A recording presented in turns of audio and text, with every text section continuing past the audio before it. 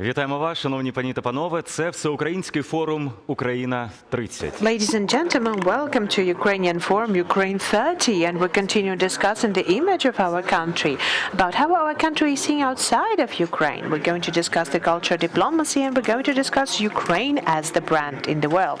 That's what I'm about to discuss today at Ukraine 30 Forum. The series of weekly wide-scale forums in Ukraine dedicated to the independence anniversary, the big dialogue with the participation of the government, civil society, international partners and Ukrainian experts. Ukraine is openly discussing and finding solution, gathering the best independent international experience. These forums can give the answer to very important and challenging issues for Ukraine that are the main pillars of our independence. Ukraine 30.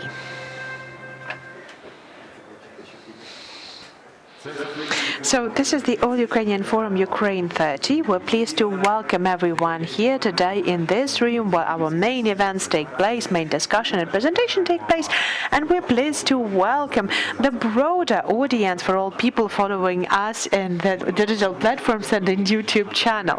We continue in discussing the issue of the image of Ukraine on the brand of our country, and basically after our yesterday presentation of the main events that are going to take place to celebrate Ukrainian independence, of course we have today a chance to think of what is the brand of Ukraine all over the world, what is Ukrainian brand internationally, and how it's been developed and scaled up with the diplomacy. So, ladies and gentlemen, please welcome the first Deputy Minister of Foreign Affairs of Ukraine, Amina Japarova.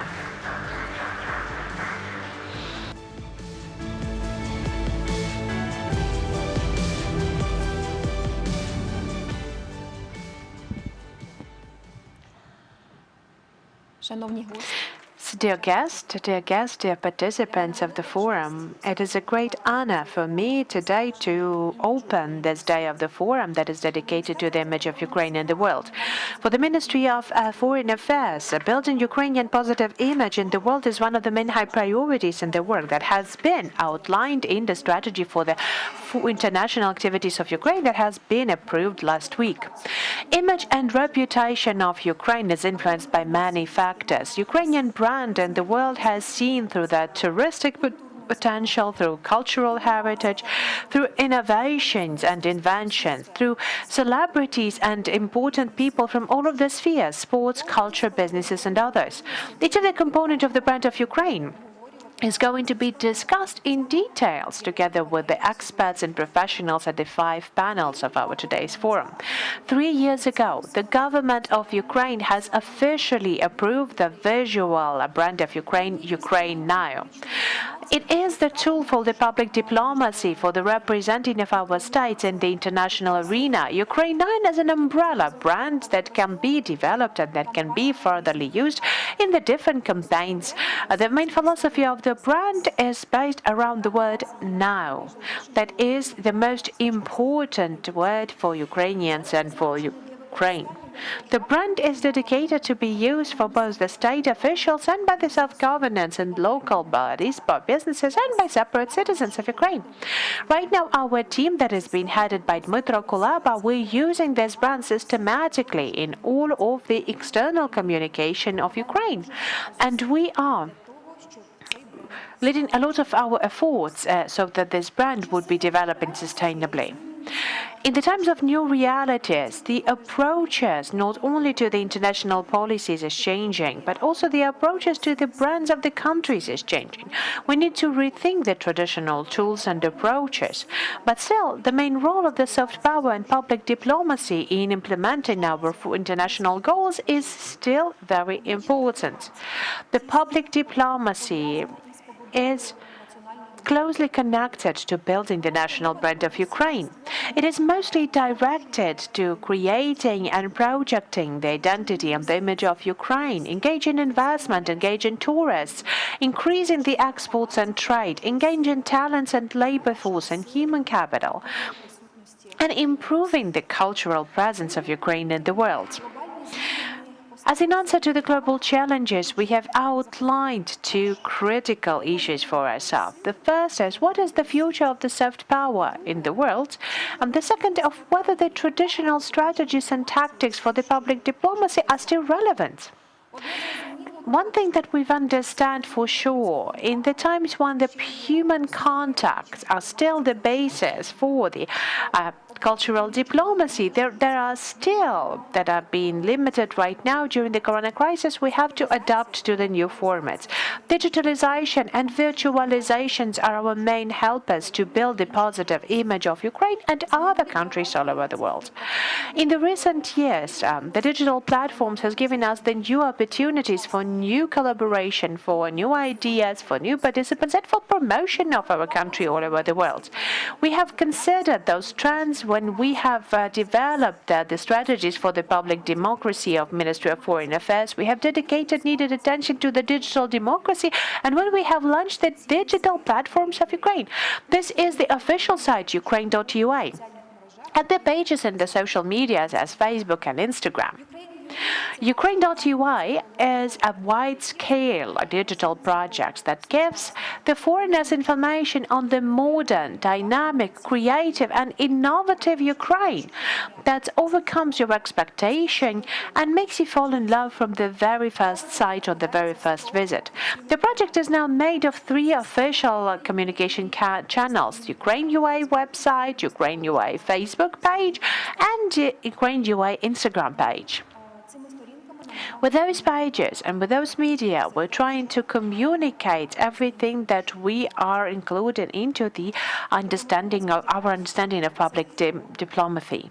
So I do hope that this forum is going to be the great opportunity for us to discuss those opportunities, engaging different stakeholders so that those processes would definitely be inclusive. Because for us and our team, we are believing in that, the maximum inclusivity in our processes. I want to wish us the great discussion and the great mood. Thank you very much for your attention.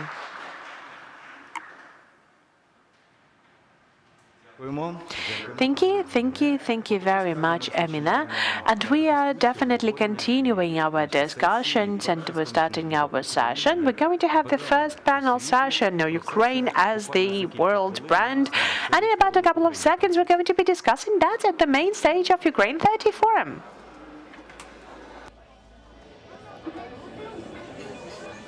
Dear Mom, Ukraine is perfect. Україна відкрита світові, гостинна, щира, приваблива. Україна виходить на новий рівень, дивує, захоплює, надихає. Люди, смак, стиль життя, мода, символи, масштаби, різноманіття, нові можливості. Україна має величезний потенціал. Хоча б раз побувавши тут, захочеться повернутися. Неодмінно, обов'язково. Ukraine is an amazing country. Україна 30. Імідж України. Ukraine Now – це бренд України як держави. Його головна мета – сформувати позитивний образ України у світі. Ключові меседжі бренду – Україна не країна бідності, Чорнобиля та корупції, а новий технологічний центр світу. Україна має родючі землі, величезний туристичний та інвестиційний потенціал. Суть бренду ще й у тому, що це держава із динамічною економікою та прогресивним бізнесом, здатна запропонувати можливості, а також країна, що має усі шанси стати справжнім проривом.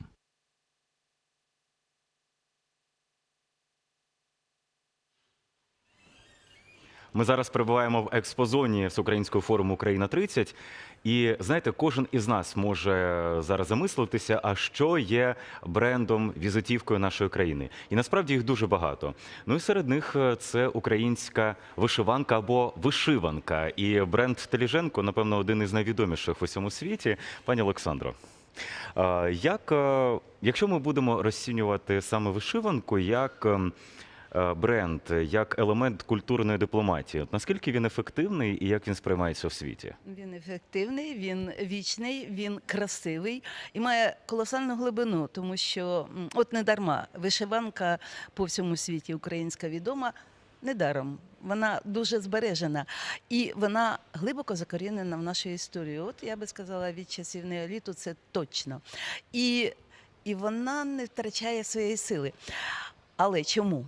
Тому що вона дуже інформативна. Саме у вишивці закодовані знання наших предків про світоустрій. Притому такі утаємничені знання, яких би нам і зараз не завадило знати, і ми би краще жили у співдружності космос, планета, людина, природа. Ми це втратили.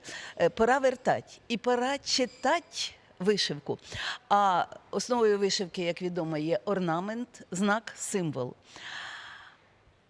А в кожному знаку це наша прадавня космічна грамота, космічна, дописемна. Саме вона була предтечею письма. І Пані Олександро, ви зачепили дуже важливе питання. Скільки я спілкувався завжди зі своїми друзями, етнографами, фольклористами, і коли вони бачать людей, які просто на свято вдягаються у вишиванку, але не узгоджують, тобто штани можуть бути поліські, сорочка борщівська, якесь там ще елемент там намисто, не знаю, гуцульське, і це ось так все перемішано, і у них реально передінфарктний стан, коли вони бачать, коли людина так вдягнена. Ви це маєте на увазі, коли люди можуть не щитувати ці символи і не поєднувати одне з одним вишиванці? Знаєте, у нас такий час імітаторство, напівправда, кіч.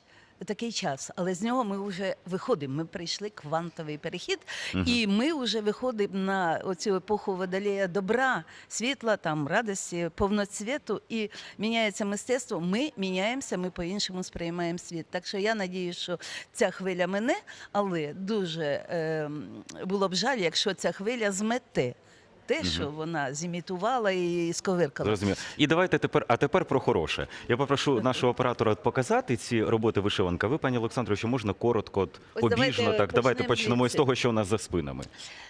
Із того, що у нас за спинами. За спинами. Да, за спинами. Знаєте, рушник – це ціла академія. В них якраз в рушнику найбільше присутні, закодовані в символах. В цьому, так, який зараз і в цьому показують? також. Цілі концептуальні закони наших знань наших предків, розумієте? Ми їх згубили, але в рушнику вони є. Це диво, це просто диво. І пора їх читати. І з рушником, як з не тільки академією, а колосальним якби виставковим об'єктом у цій формі. Ну, я можу багато розказувати про це, тому що там... Предметно, щоб нашим якраз глядачам, зокрема, ці яскраві. Тобто, що вони описують і з якого регіону? Пішли сюди. Давайте. Це вроді найближчий до традиції рушник, називається Покровський. Суть в тому, що в рушнику є пам'ять роду, історія роду, триєдність світобудови – це основа всього світоустрою. І от рід. Що таке рід? 3 покоління. От воно, 3 покоління. Раз покоління, 2 покоління, 3 покоління. В кожному з них там присутня рожениця, берегиня і триєдність світобудови. Тобто це рід. А рід – це що? Основа народу нації. От я пропоную продовжувати наші міркування уже далі на самій сцені, бо у нас там рід якраз є. So we continue, and we also have the representatives of the creative and industries, and we'll continue the discussion on the stage, and we'll get back to you and discuss all of the Ukrainian embroidery.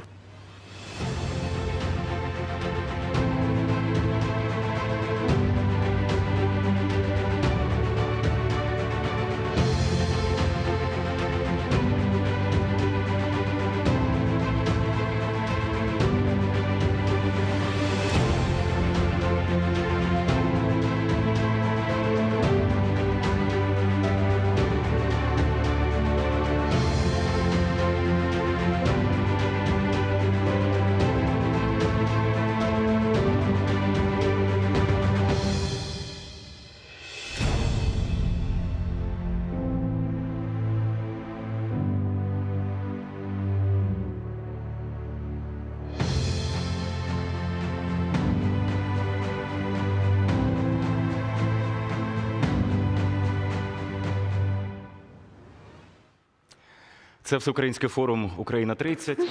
So we're back to the Ukraine 30 forum and a very important topic of Ukraine as the brand in the world. We already have all of our speakers on the stage, and I pass the floor to the moderator of this discussion, the founder of the creative and investment company, the Fedoriv Group, the marketing agency, Fedoriv Agency. Please welcome Andriy Fedoriv. We wish you a productive discussion. Thank you.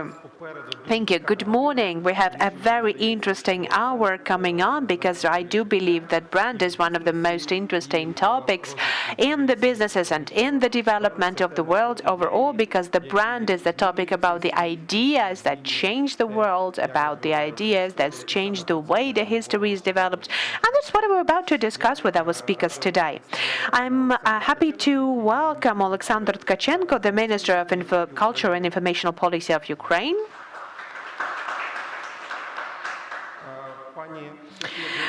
We also have Ms. Sofia Jorinska, who is the expert on strategic communication for the Ministry of Foreign Affairs of Ukraine. We have Yaroslava Gres, who is the co-founder of the PR agency Gres Todorchuk PR. And we have Anton Melnik, who is the expert on innovation, investment and startups for the Ministry of Digital Transformation of Ukraine. Also, we pleased to welcome our online guests. We have today with us Simon Anholt, who is the researcher and the author of the national brand term. And please welcome Alari Orav, who is the head of the Estonian design team and the strategic advisor for the Estonia brand. And we also have Oksana Linev with us, who is the Ukrainian conductor who is currently residing in Germany. So I want to start with a very brief introductory word, because I do believe that when we are speaking about the brands, and especially when we're speaking about the brand of Ukraine, we have a very important and interesting challenge in front of us. On one hand, we have to take down any kind of the complexes that we have, this being unsure about ourselves or having any self-doubts or self-confidence doubts. So, there is a very good term that said, like, well-traveled person, the person who has traveled enough. The more I travel, the more I become confident, and become confident that Ukraine has a lot to offer to the world, that Ukraine has a lot of unique things that we can offer, and they are now our small secrets. And the main task for the brand is to change it, is to represent Ukraine as something very attractive and very interesting, as something that can share a lot of interesting and profitable ideas to the world and to the people of the world. Another challenge is the so-called warm bath notion. I think you're aware of it, when you're basically being in a very friendly environment for yourself. You believe everything is great for yourself, and everyone actually fits into this idea for you. We have to understand that there is competition all over the world. There are more than 200 countries around the world. You have the brand committees, you have this kind of forums, you have the Ministry of Foreign Affairs as well. And they also are targeting the very same investment, the very same tourists, the very same brains. They want to engage talents to their countries. And we should not only create some things just telling how great we are. We have to win in this competitive struggle. In order for us to have this victory over there, and usually when we work with the big brands, there are a couple of components, a couple of reasons to succeed. One of the components and one of the main pillars is to concentrate our efforts. This is the notion of the differentiation point.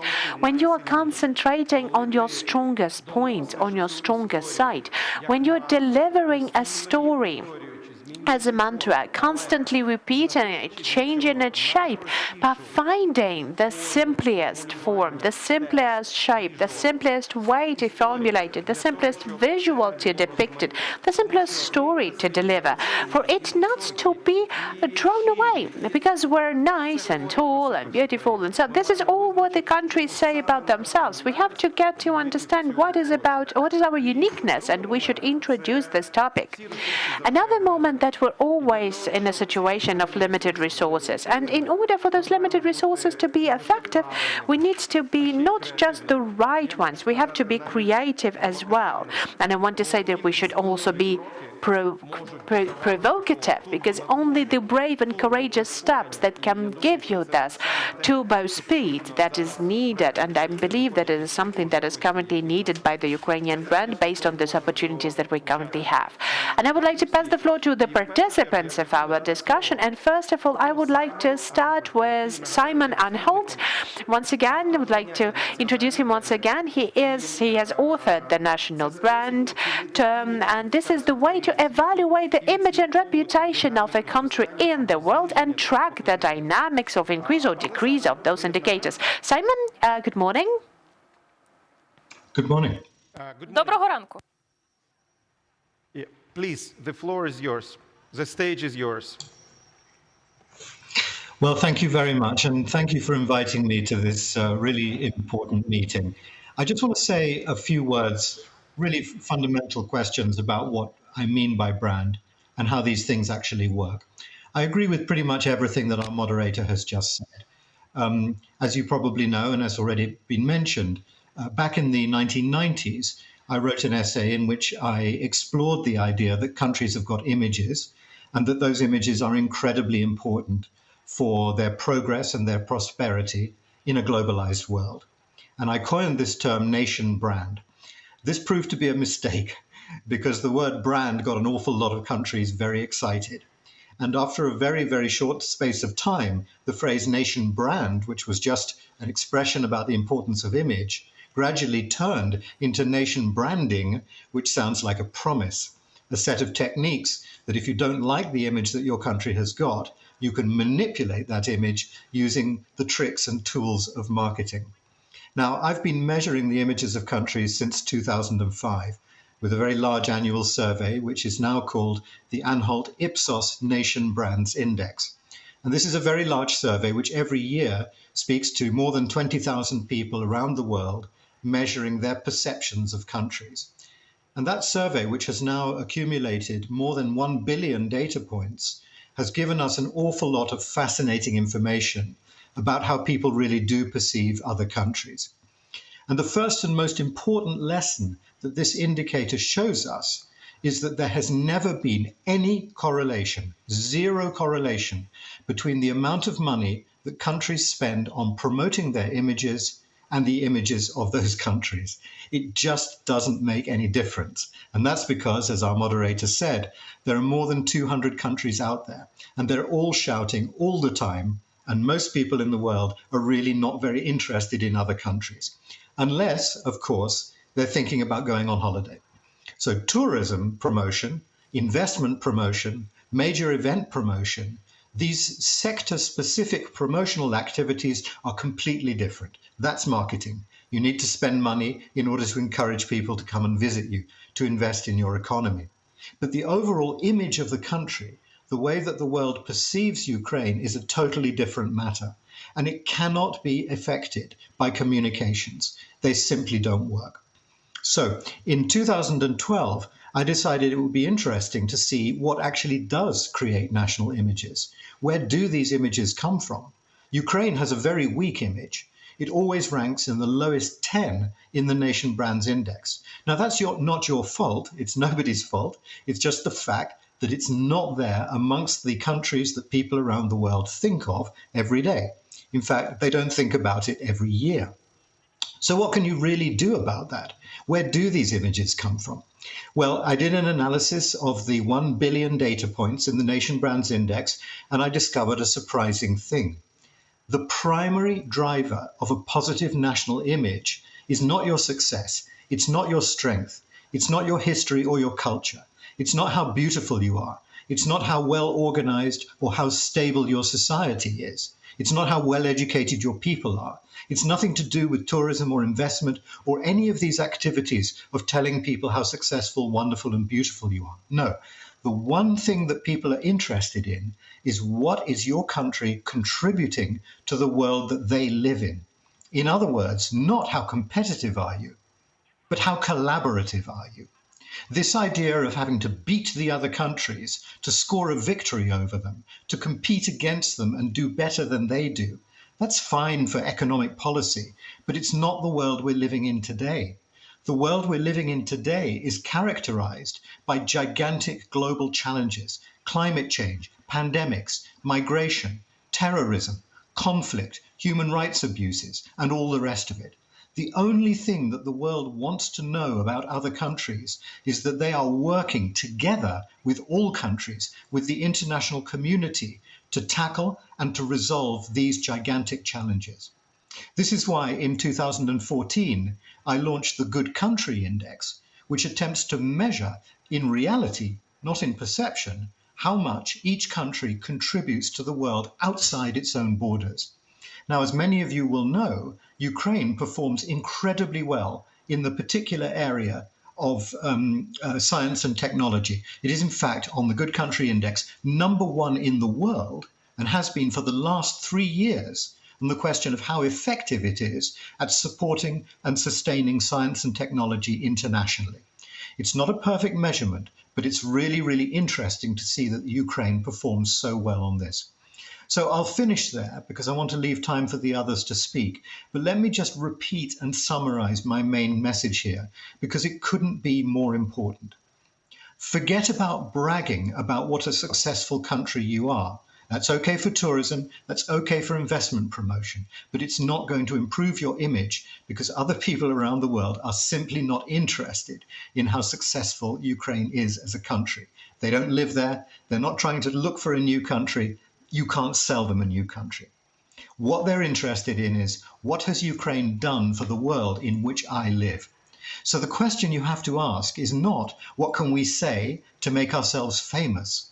The question you have to ask is, what can we do to make ourselves relevant?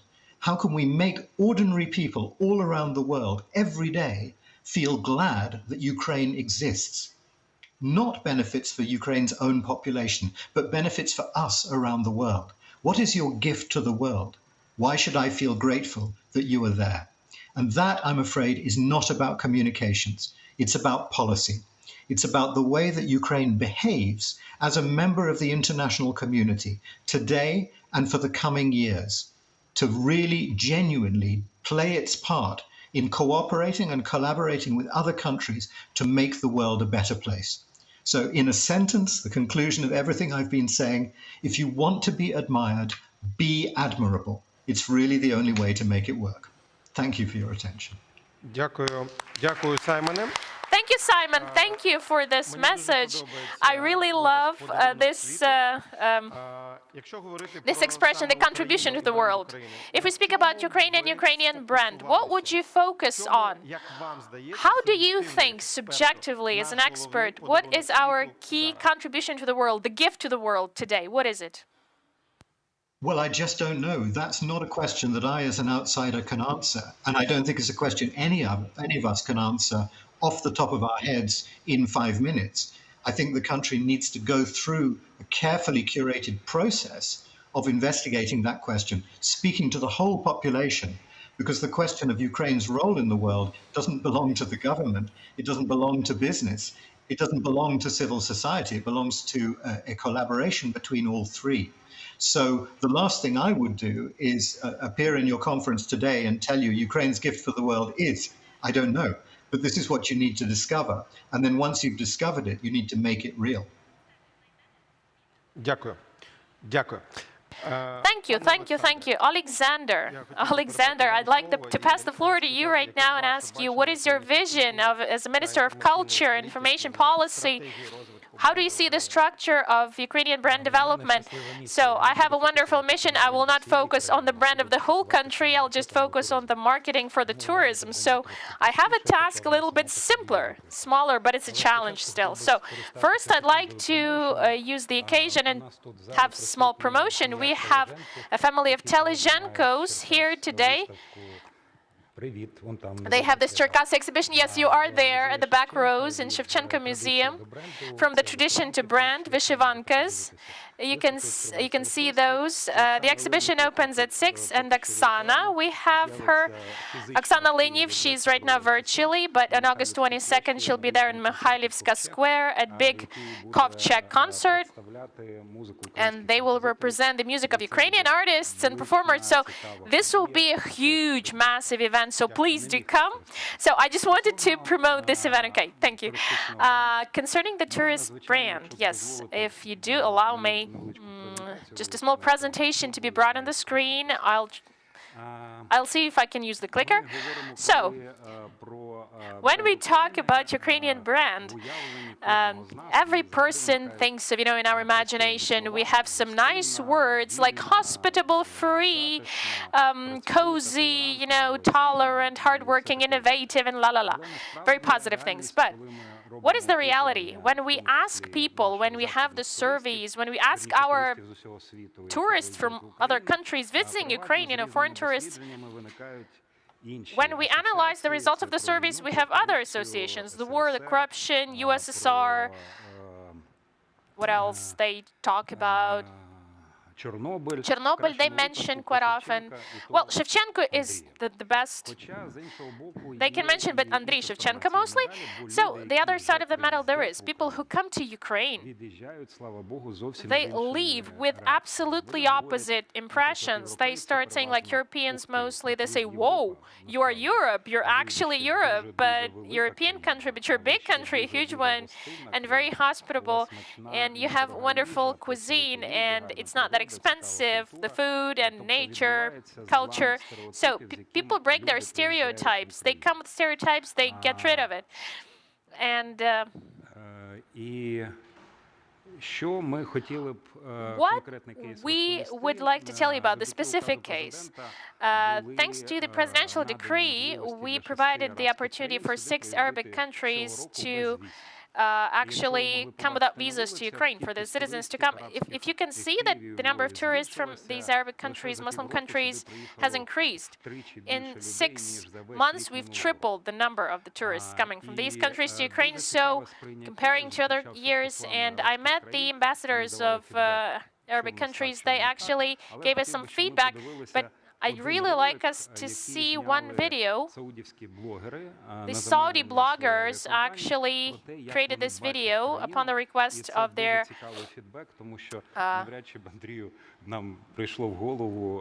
flying operator, because they will show you the Ukraine.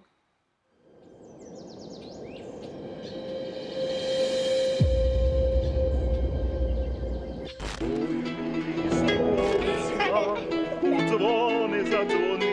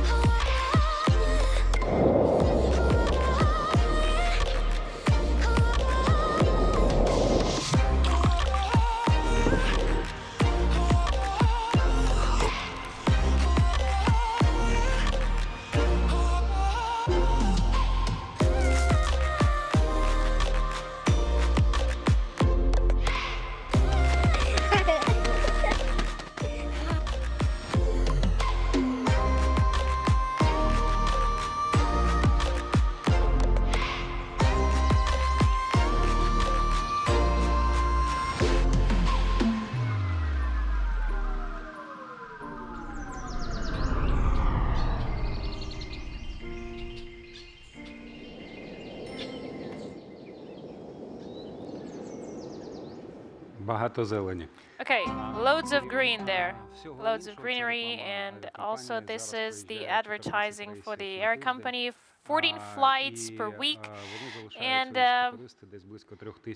3,000 per one person is spent by each Saudi tourist, so $40 million per year of profit. This is just the beginning. It shows what opportunities our country does have, what potential. And unfortunately, the situation we are in now, we still don't have these real, actual statistical data on how many tourists do visit Ukraine. We just have the data that 14 million cross the border.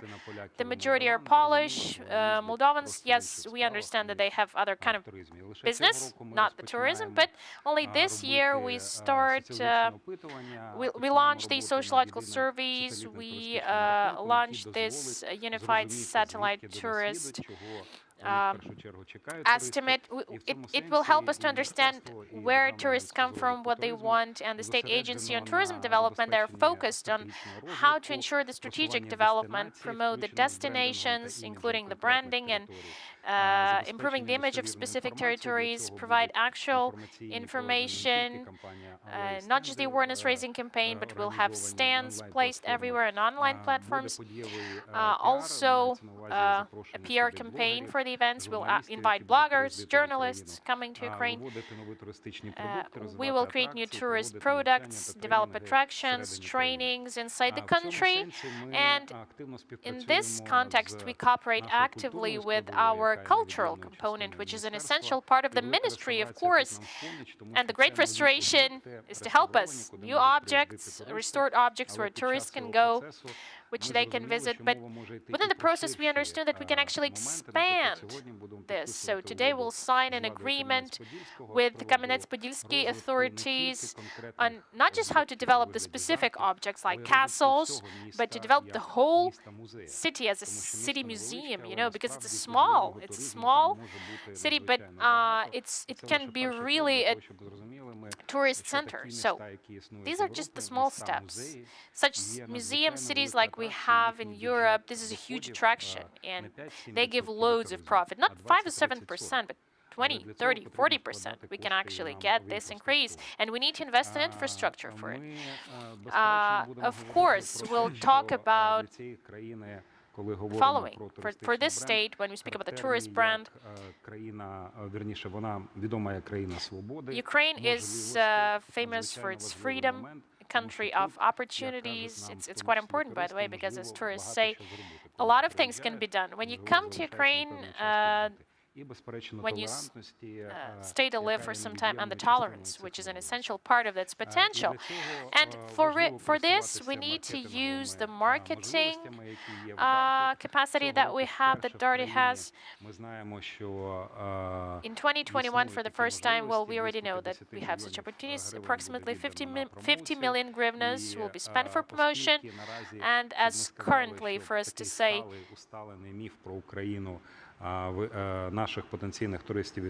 that there is a certain fixed stereotype about Ukraine when you talk to tourists. But we have a good chance right now to sell, let's say, sell this myth, sell the stereotype, and work for Ukraine's future. So Sofia Jorinska, expert on strategic communication, MFA Ukraine. So she launched the Ukraine Now brand. Okay. Welcome, ladies and gentlemen. Welcome, dear participants. Good morning to all of you joining us virtually. So, I think that my today's presentation will be built on the following.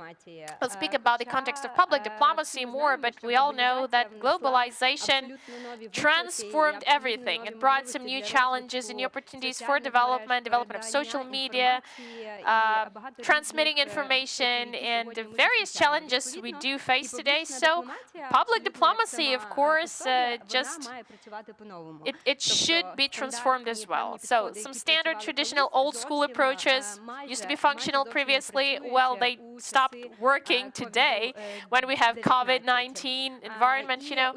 So all these actual requirements. So I think our Ukraine Now umbrella brand, it fully meets the requirements, and it was created as a constructor, as a Lego, you know, just to be used in future in different type of communication, in different format, at different level. It can be easily adjusted, and it's quite a simple one, a logical one, you know, and It's a modular brand and it's easy to use one. Yes. So truly, this is the first brand, the only national brand that was presented, introduced nationally by the government in 2018. And what I really like, the statement presented by Mr. Simon, that we truly need today to look for ourselves, to search for ourselves, who we are, what can we do with it. So I think this is a wonderful time, the best moment, and the brand tells that the key word is now in the brand. Yes, now. Now is the best time to open Ukraine. It's now the best time to invest. Now, just now, to travel and to open Ukraine. And actually, the philosophy of the brand is in this, to do it now. So I just want to say that the public diplomacy is an essential part of the strategic communication of the state, and brand itself is an instrument of the public diplomacy, and its use, its application, Ukraine should use it actually to present itself at international arena. And basically, if we are speaking about the brand further on, then I would like to add up that it's always free to access, that everyone can use it. And the power of this brand is actually about it, that not just the state institutions can use it, it's just that everyone can use it as well. The organizations, different NGOs, creative sectors, and creative sectors actually uses this actively.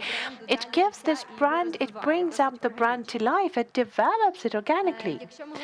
So if we also speak about the strategy for the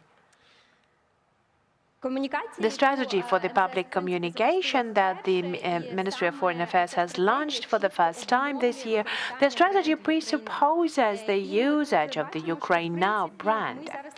And we have already seen that we are now focusing our work, and the embassies are focusing their work on providing the systematic participation for Ukraine in the key international events of cultural, educational, economical, scientific, sports events. We understand that those are the best platforms for us to show Ukraine as well. Of course, COVID-19 has made some of the changes into that, and we understand that it's really hard to represent Ukraine at the different international events that has a lot of people. It's not the best option right now. So now we're using the different type of branding constantly in our communication and in promotion of Ukraine. On the other hand, we also really want the international events to come to Ukraine as well, because this kind of branding is very powerful. We know what's going on with the Olympic Games in Tokyo. We know how it might work. With the Eurovision, or a very good example about the Euro Football Championship that we've had in 2012. And of course, we also speak about the increasing role of media and digital technologies in building up the image of Ukraine. And as has already been outlined, the ministry has launched the Ukraine.ua platform, that is main platform. It is divided into different communication channels with different audiences. We have a separate site for that and the corresponding Facebook and Instagram pages. And I really like what Simon has said as well, that it's not that about using the money itself. It's about, we have a very good example, the Ukraine UA Instagram page. In 8 days, it has now already generated 100,000 followers, 20% of those who are people from different countries. And we would like to develop this page with a high-quality content. We understand it clearly. The 21st century is the century of the visual marketing. We cannot avoid that. And we understand it clearly that in order to get anyone's attention, we need to have a bright picture. And with the help of this bright picture, we can then provide and scale up our audience and then target them to the corresponding resources, and then we can help them to learn about Ukraine more. Another point is, and I think one of the very important and interesting projects that we're launching as well, a very powerful project, is the official photo bank of Ukraine. So you can find it at Ukraine.ua site. It is free of charge. We're really grateful to all of the photographers who have provided us photos for this use. And basically, in this way, we can promote Ukraine and we can show the visual beauty of Ukraine to draw the needed attention to our country. And speaking of the visual content, we understand that 90% of all of the information people receive through their eyesight. So the beautiful visual stories.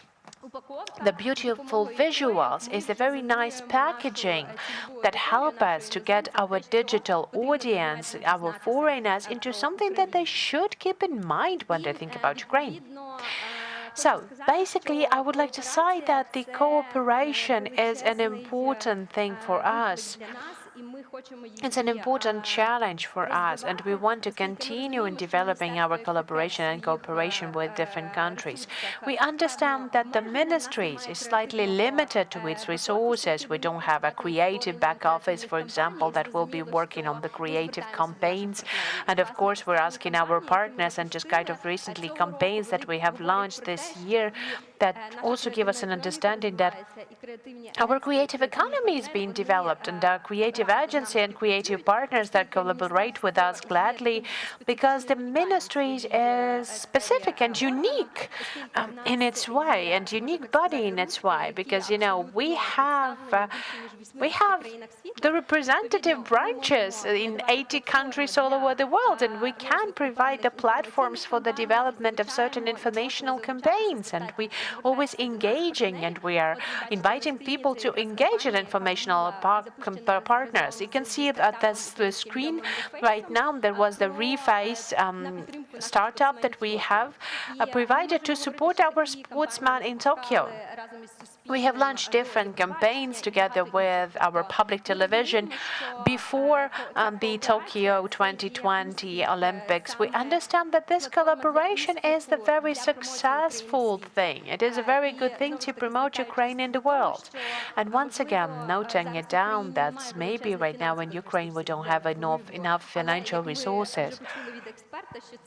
But as we have already heard from the experts, maybe that's not the most relevant for us right now. We have to develop the policies that will work properly.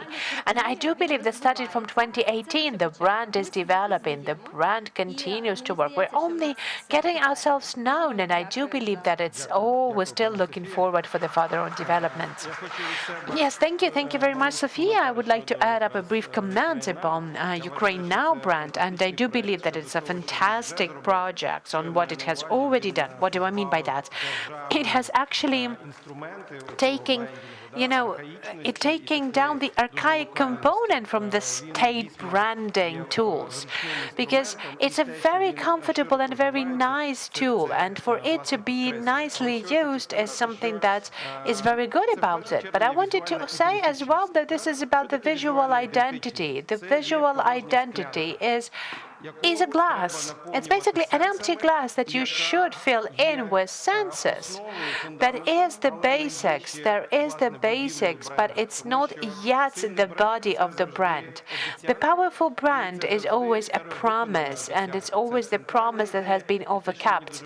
It's a central idea, and what I really like that is a unifying ideas. And as Simon has said, and noting down that you can't actually think of anything in 5 minutes. Yes, of course you can't do that in 5 minutes, but this is the discussion for Ukrainian brand that has been lasting for a couple of years already. And for example, my subjective answer that I try to promote as well, that the central idea for Ukraine is about freedom, because freedom is our gift to the world and our contribution to the world.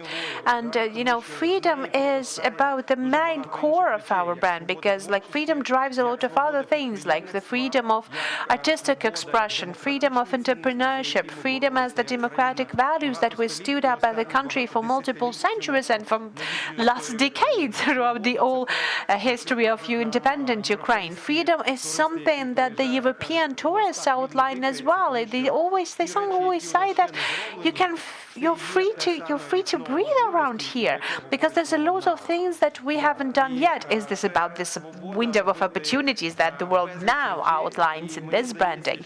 It is the freedom to do a lot of things. And I do hope that, my dream is that we can collaborate between the state institution, creative sectors, and the citizens of Ukraine all together for us to have the common opinion.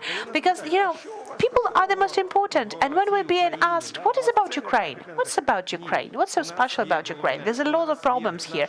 Now, the main thing that we have in our DNA, we have this freedom gene.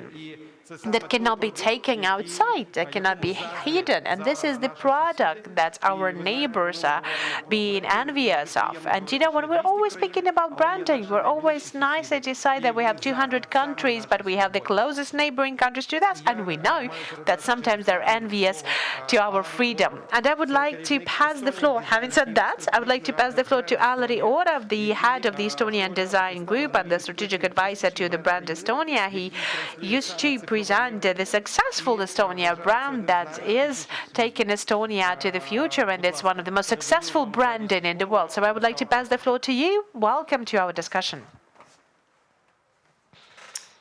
Yeah, hello, and greetings from Tallinn. So I'm really honored We to be can't here. hear you. Maybe your microphone is muted. No. Now we can hear you. Thank you. Okay, thanks. Hello again. My name is Alar Orov, and I was the head of the Estonian design team who developed the main strategy and the messaging and the visual identity for brand Estonia. We started the work in 2016, so it's been 5 years now. And in my short presentation, I'd like to talk about some of the takeaways we've learned during this period. But maybe we should start with a video first.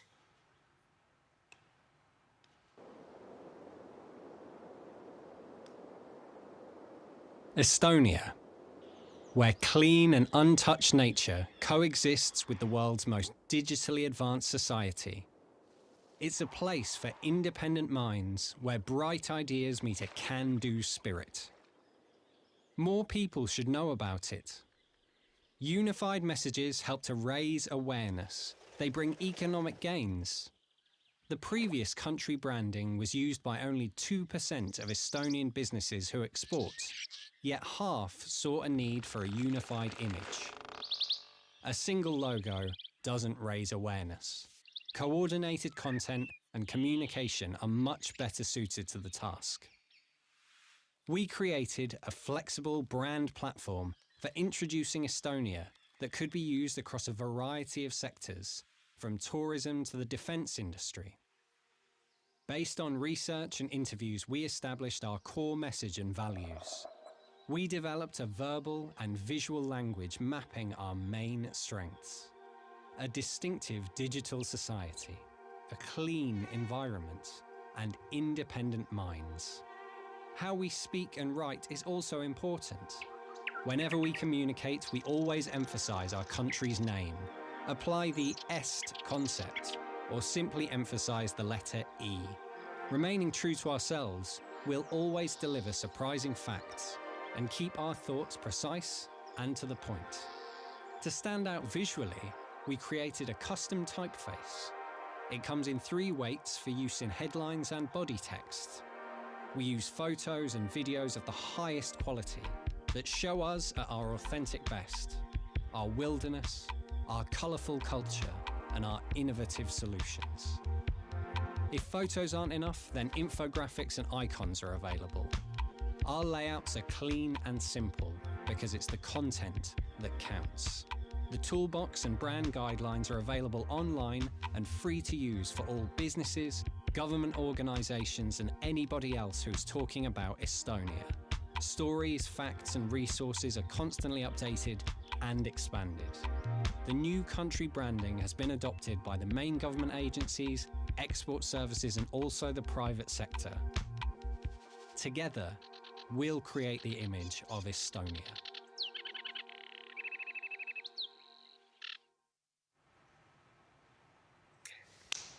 Okay.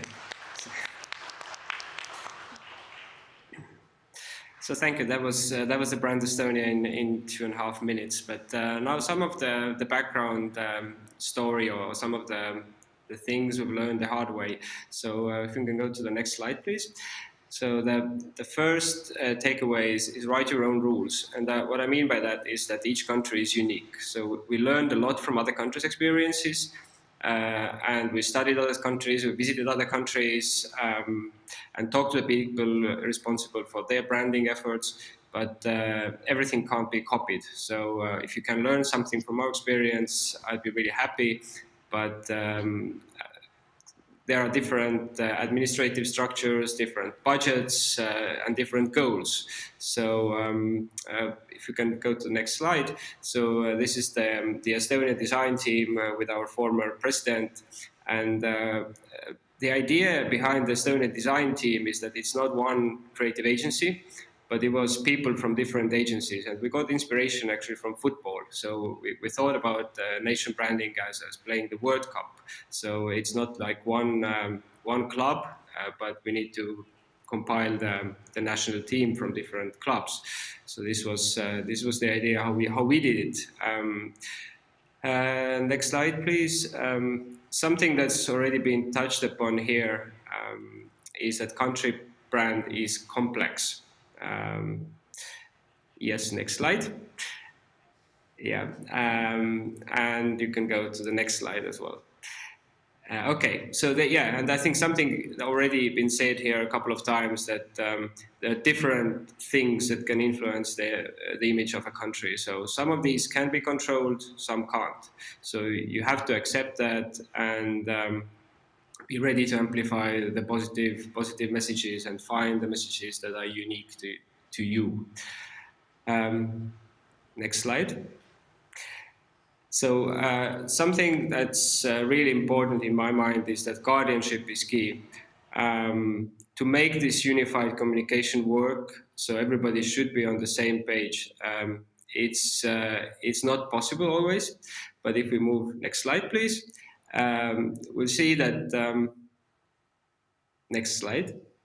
Yeah, okay. That we've divided our branding efforts into different brand areas. And next slide. Yeah, as you can see, like quite a lot of them are controlled by Enterprise Estonia. So that was something that was already in place in Estonia, and that has made our efforts a bit easier, meaning that we have internal communication and control. But besides that, we put together a country promotion work group, which includes representatives from all the main ministries, public sector organizations, biggest cities, and also the private sector. And we meet 4 or 5 times a year. So each time is like half a day or even longer. And then we discuss all the different issues concerning promoting Estonia. Next slide. And there's also like one person who is the brand manager for Estonia. So like Miriam is great. So she oversees all the development and all the main projects. Next slide. Something I also want to emphasize that this is a marathon. So as I understand that Ukraine now was introduced in 2018, and it's really great. And we in Estonia have like taken a time frame of 15 years. Yeah, it's on the next slide. But it's so we have only come maybe 1/3 of the way. Maybe it will take even longer. And in the beginning, it was really hard because we got a lot of criticism. But now, if the system has started to work and people actually understand that they would benefit from it, so we've also got a lot of positive feedback. Next slide. Something that's also been said here before, that content comes first. So we need you and we and everybody who deals with country branding should start with a story first and the messaging first, and find their unique voice. So it's not about, as it's been said, it's not about the logo. Logo is a visual tool that has its own place and its own task, but a lot of countries, yeah, they visit also Estonia to learn from our experiences. And there's one country, or representatives from one country who came and they talked about their logo, and then they gave me a Chinese-made stress ball. And there was another country who came and that they were really apologetic and said they don't have a logo yet, but they gave me a really nice handmade bag with coffee from that country. And so, I mean, I was so much more touched by these original gifts from the country than just a stress ball with a logo. So a logo is something that would never move me to visit a country or invest in a country or go to work in a country. But it's also about visual content, definitely. Next slide, please. Yeah, and here is just the main messages that we developed and you already saw in the video. Next slide, please. And something that we've been really specific about is that all the stories we tell need to be based on facts. So we have this huge Google Sheets resource that we have with all the data, and we constantly update that, and the different ministries and different organizations input their data into that. So everybody knows that we have backup of the actual facts that we use. Next slide. Adapt and evolve is something that a brand is always in beta. It's never ready. And it's something that we have to keep in mind, and we always try to find ways to improve the tools and find new messaging. And we also work with specific fields to develop their messaging and visuals, so we go deeper all the time. So it's start with a big picture and then go deeper. So yeah, the next slide, then you'll see some of the fields we've been working with. Obviously tourism, but also talents, ships, education, different fields. Next slide. So last but not least, coming from Estonia, so we have to keep it digital. And that's something that I understand you have learned already. And from the very start, we had a very clear objective to keep all the tools and the instructions on a website so that they can be accessed and updated. So brand.estonia.ee is the address, and there are 2 screenshots if you click through them quickly. So next slide. Yes, and next slide. And this is something we have been updating again, both the technical platform and the content. So currently there are something like almost 3,000 different visual assets on the toolbox. So next slide. Thank you, and good luck with your efforts. Дякую дуже. Я повторю те саме. Thank you. I'll just repeat the same question. Do you have your subjective perception? How do you think? What is the most important for Ukrainian brand? You as an expert with such huge experience, what would you like to wish us or to advise? I've actually visited Ukraine 4 years ago and really enjoyed the experience. I was in Odessa. But I mean, the honest and unpopular answer would be that I don't know. I would need to visit it more and kind of get. То ми вас чекаємо. We are waiting for you to come. Absolutely. Yeah. Welcome. Yeah, well. Тоді я з радістю. But the food was great. Окей, Одеса. Я тоді переадресую це питання, власне, пані Ярославі Гресь. Then I will ask Yaroslava Gres, who is the PR expert and co-founder of Gres Todorchuk PR Agency, and she also took part in Ukraine WOW project implementation, one of the most visited museum projects, one of the most famous. More than 300,000 people actually visited us. They really wanted to find out why Ukraine is unique and what is so wow about Ukraine to be offered to the world. So Yaroslava, please. Thank you. Good afternoon to you all. So I think that Ukraine has something to offer to the world. And the question is, the only small problem for us, from the very beginning, we need to fall in love in ourselves and in our country. When you gave us the example of Ukraine WOW, why it actually exploded, in a good sense. Ukraine now, with one single line, turning now into WOW. So it was like Ukraine Now brand, with just small line. From now to WOW is just one step. It takes only one step from now to WOW. And Ukrainians actually came to exhibition. During the first weekend, we had 15,000 people visiting it. The most important feedback. Everyone was in such an enlightened, I don't know, condition. They were so. Some people were coming back. They were returning. They were coming twice and 3 times. People came out like, whoa, whoa, it's really wow, you know, living in this country, because we have this habit of saying that Ukraine is producing for the world such things as depression, corruption, Chernobyl, unfortunately, and so on. But truly, we do have this immense number of variety of great things, great locations, huge number.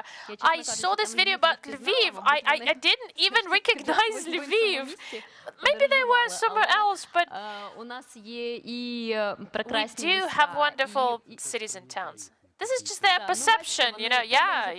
We need to invite these people more for these promo videos. And wonderful locations and great names we can actually promote and put these at the front line, you know.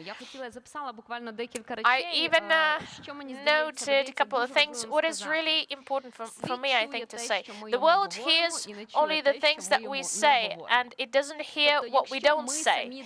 If we do not change our own perception, if we do not perceive ourselves, if we perceive ourselves as people who produce only bad news, the world will get those bad news. It's important for us to do something with the export culture, which is the simplest, the truest, the best way to present yourself in the most interesting way, to tell our story in the most interesting way. We've mentioned our neighbors, not the best neighbors ever, but there is a project called the Russian Seasons. It was launched in 2016, millions of dollars spent annually to export culture. And these seasons, as they call it, they actually take place in various countries year by year. The best theatre teams, the best drama teams, the best performers, they branded all London metropolitan, you know, and they export their culture, showing Leo, Tolstoy, and so on. They take our culture, that they actually steal our culture. When you see Malevich in Albertino, Malevich was taken to interrogations in KGB, and he was writing, "I'm a Ukrainian." He was actually introducing himself as Ukrainian. This is a huge problem for us, and we need to understand that today Oksana Linev, she's with us right now virtually, and she's a true pride of Ukraine.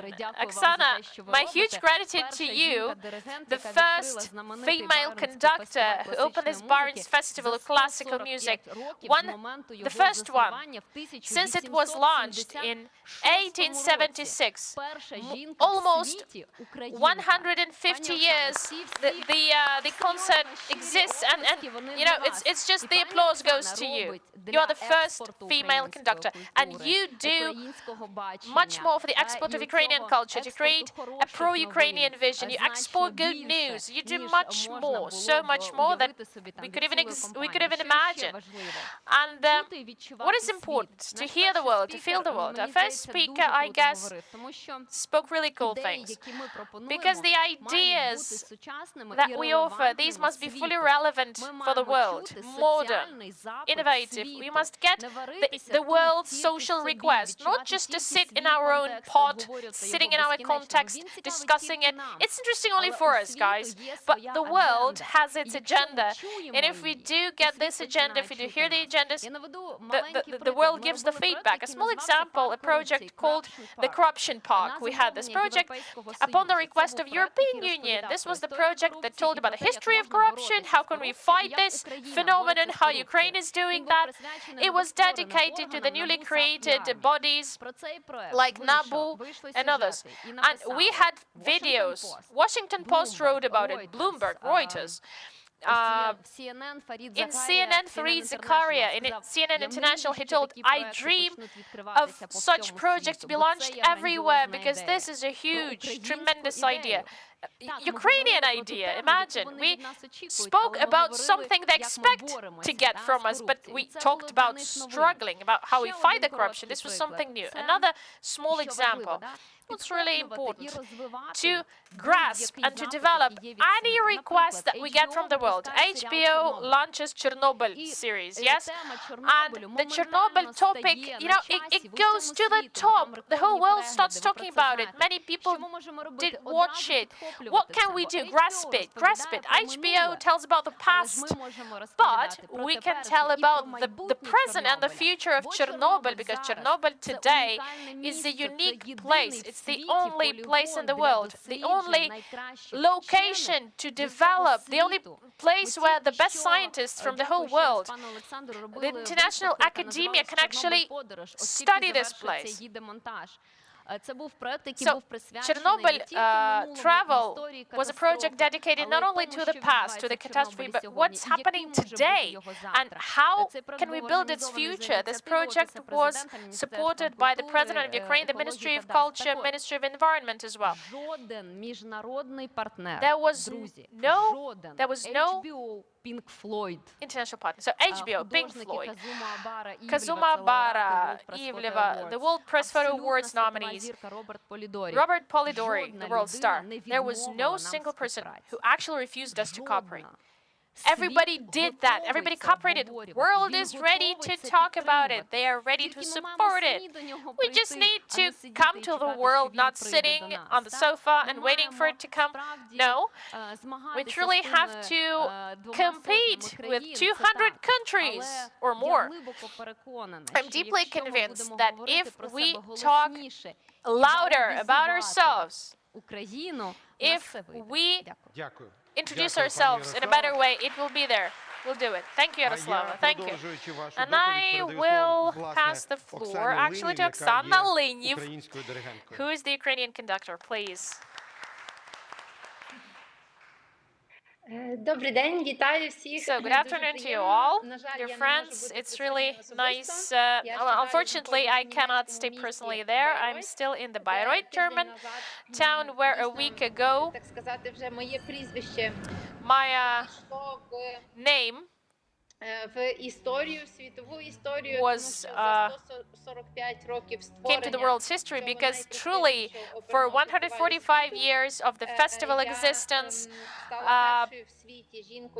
within these years I have become the first female conductor. I was the first one to step on the stage as a conductor, you know, to sit in this orchestra pit created by Richard Wagner, and this theater has no analogs in the world, and just to get there, people spent 15 years in a queue. You know, it's really a prestigious event for Ukraine. In the center of Bayreuth, we also had the Ukrainian flag. Among the flags of other participant states, and so for weeks we've been there in the headlines of the most prominent newspapers, New York Times, and they also had my portrait was there. Her baton conducts change. That's how the article was called. A lot of wonderful feedback. We had LaGuardia, Financial Times as well. My photo is actually presented in many Spanish and Italian music publications, and it's really nice that everything went in such a great way. And we had a wonderful concert. People were applauding, you know, standing, applauding. They were like hysterically shouting bravo, and they were, you know, just they couldn't just sit, you know, in their chairs. So if we compare in 3 days with the same orchestra, the Finnish conductor had his debut of the same age as I am when he just came to the stage, he had a lot of booing, you know, if we compare it with the fact that in 2019, the festival was opened by the Russian prominent conductor, Valery Geldiev, who also wasn't very successful, and the contract was terminated, and he was replaced by a German conductor. So, of course, for me, this was a huge responsibility, let's say. When being aware of all these, you know, previous situations, I fully recognize that this is not just my big responsibility as a woman, because I did a small gender revolution, you know. The world still is very skeptical about females in this male-dominating profession. The conductor's profession is considered to be one of the most prestigious, one of the most complicated, let's say. Karajan, Toscanini, the world knows about them. But in this big box of renowned names, we still have no females. I recognize the responsibility fully. My success is not in the name of my career, or it's not from my biography, but I do serve the art of future. I do serve, my talent serves, and my success supports women, supports their future empowerment and careers. This was a unique opportunity to present Ukraine as well, to demonstrate Ukraine to the whole world, to open it to the whole world. And it was a hard challenge. It was truly a hard challenge. I think I was very successful in tackling it. We have 6 performances in total in Bayreuth. And as Alexander Kachenko mentioned, on August 20th, I will conduct the last performance in Bayreuth, and then I move to Ukraine on August 22nd. I will lead the Ukrainian Symphonic Orchestra, and we will present a wonderful concert called the Arc Ukraine Music, and I'm also a director of this concert program. And starting from 2017, when my career began to grow, international career, I started thinking on what actually I can do to popularize Ukraine, to promote Ukrainian cultural brand. I'll just give you an example of Anna Netrebko. She is, I guess, one of the most renowned Russian artists. She already has taken her Austrian citizenship. She lives in Vienna. But yes, she has Russian Federation in her biography, but she performs at the best world stages. And she does not initiate any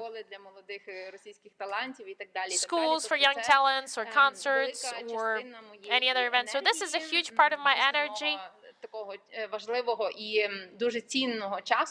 This is a huge part of my time, of my resource, investing in promotion of Ukraine. So, starting from 2017, I've initiated the establishment of Viv Mozart International Festival to enhance the relations between Ukraine and the Mozart dynasty. The youngest Mozart's son, he lived in Lviv, by the way, and also helping the Ukrainian Symphonic Orchestra on a competitive basis. In this project, talented young people can take place from age 14, 28, and from all the Ukrainian regions. And I'm really proud that we have representatives of more than 20 various towns, cities, and even villages of Ukraine in this orchestra.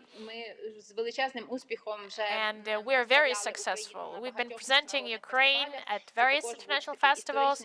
This has been a small revolution as well, Miss Oksana, yes, I'm ready to listen to you forever, eternally, but unfortunately we have some timing, and I have just to ask one question.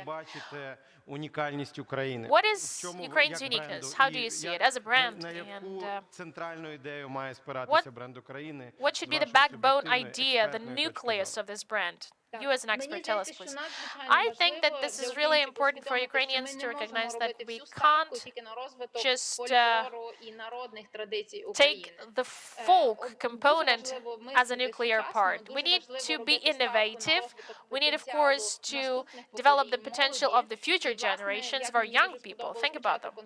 And I loved at the beginning of the conference when I heard it, what can we give to the world? What contribution should be there? Ukrainians should become a part of the global process, create the common history in all areas. This is most important. Develop the creative potential, leadership potential of Ukrainian, who actually can be truly competitive comparing to other countries, and truly become the part of the world's history. Thank you so much. I just want to say, wow, the only thing I can say. And glory to Ukraine, of course. So, last but not least, Anton Melnik, presenting this area, innovative area, technological area, because we speak about DIA and we speak about the Ministry of Digital Transformation of Ukraine. And Anton is responsible for innovation, investment, and startups. Please. Thank you very much. We have very great speakers today, and I don't have a lot of time already. I know, so I'm going to be not overtaking the time for our panel. I have been to this topic of the education and technologies, but basically I know that it's all about improving the brands. It only works half of that, because we all want to feel that our life has sense, has meaning, and strong brands, they're emphasizing and they're supporting, highlighting the sense of our life. And I would like to say that we have a country, we have a state. The country and Ukraine, for me, is about people, first of all. It's about mountains, seas, the fields, the beauty, everything that we have seen in the multiple videos. The country does not require a brand. And the country wants to be shown. The country wants to be shown. You just have to show the country. But the state needs a brand. And that's why we're speaking about DIA. So maybe, if you're right, can you please raise your hand? What does the DIA means? How the abbreviation works out. It's DIA is state and me in Ukrainian, like Держава и я. So this is makes the word DIA, which actually in Ukrainian means action as well. This is the idea that has been developed by our moderator, by the way. And so that was the most important thing for us, because the state itself is like a glass, like it's already been said. Like the glass exists, but it's not filled in with the senses. We know about the country. Has a lot of tremendous story that has to be shown. But the state has to be filled in with different senses. They had a lot of issues discussing this idea right now. What are the senses? What can help us to develop our state and show the state? It's about science and technology, in my opinion, because our country used to be among the most relevant, among the most developed countries, speaking about the mathematical development or, for example, space technologies. We have already recalled that the Revice app, developed by Ukrainian developers, it has more than 1 million of downloads. That is first in the history of Apple Store, and Google Play is in the first categories on downloads. The people the Boy Scouts had added up the emoji of Ukrainian flag, and everyone has seen that. And we all actually can speak about this culture of showing it all, and it has to be heard and seen. But the technologies that already been given to the billions of people that they have seen this Reface has been #1 in Google Play and App Store. We all know how the brands work. I do recall this moment after Maidan. I have put into my car this very big trident sticker. And when I have put this trident sticker, I've started carefully driving, actually, because I know that everyone is aware with this trident on my rear window that everyone has seen that there is a guy who has a strong patriotic feeling driving this car. So I started to be a very careful driver, not to spoil the reputation. And now people are asking me as well, well to have a sticker pack for the DIA stickers. You can see I also have this sticker here. So it's about actually good branding. This brand is positioned over all Ukraine right now in a good way. And when people are also telling about DIA for the foreigners, they're also telling the people that it's a very good thing. And we're trying to empower the Ministry of Digital Transformation so that through this tool, through the Ministry of Digital Transformation, we would fill in this glass and we would fill in it with sensors.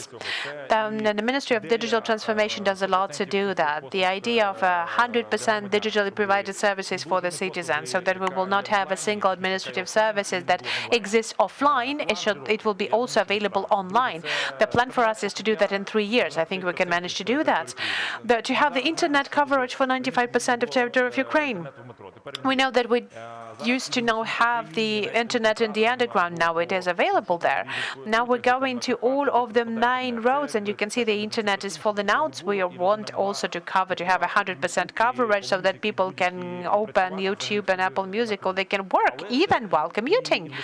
But it also requires additional investments, and we have seen this presentation by our Estonian colleagues. That was really cool, and I was really fascinated by Simon's presentation as well, and it was about investment as well. So what we have done with the Ukrainian Startup Fund, we have invested more than 200 Ukrainian startups. This is something that has to be promoted further on. And I would like to sum up, and I would like to wrap up by saying that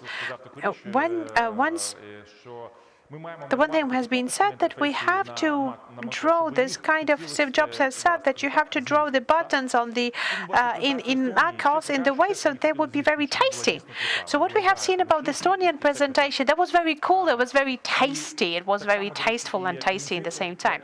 And something that we are doing as well, the colleagues from the Ministry of Foreign Affairs, the Ministry of Digital Transformation, we want to make this really good brand that you would like to show to people, that you would like to tell to the people. We have to fill in this glass with sensors and make Ukraine cool. I do agree, Anton, with you. We have to now end our panel. Another dream that I have is for the brand, for Ukrainian branding, for Ukraine brand would actually become a project that would unite the best talents of Ukraine, that would unite the best cultural actors, state actors, engineers, for us to make it an integrity point, unification point, but not the differentiation point. Because like 10 years ago, 15 years ago, we've started the discussion on Ukrainian brand, and I do recall that there was a very traditional Ukrainian thing trying to take the blanket for yourself. Our brand is better, this brand is better. Let us start with that. We have this brand developed. The brand works, it's really good. Let us feel it with content, with senses, make it powerful, because it's all about us. It's all about us. It's all about one best country. Glory to Ukraine. Thank you. Thank you, dear participants of our first panels. And of course, we would like to invite you to the press center to talk to the press in Ukraine 30. Quite soon, we're going to discuss another important topic of the public diplomacy.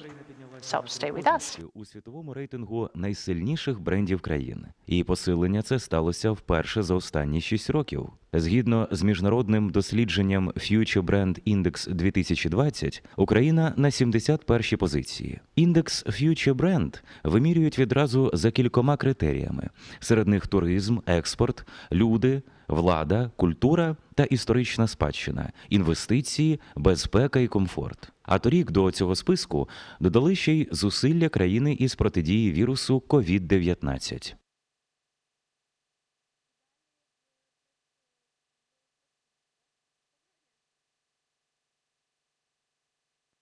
Ukraine Now – це бренд України як держави. Його головна мета – сформувати позитивний образ України у світі. Ключові меседжі бренду – Україна не країна бідності, Чорнобиля та корупції, а новий технологічний центр світу. Україна має родючі землі, величезний туристичний та інвестиційний потенціал. Суть бренду ще й у тому, що це держава із динамічною економікою та прогресивним бізнесом, здатна запропонувати можливості, а також країна, що має усі шанси стати справжнім проривом.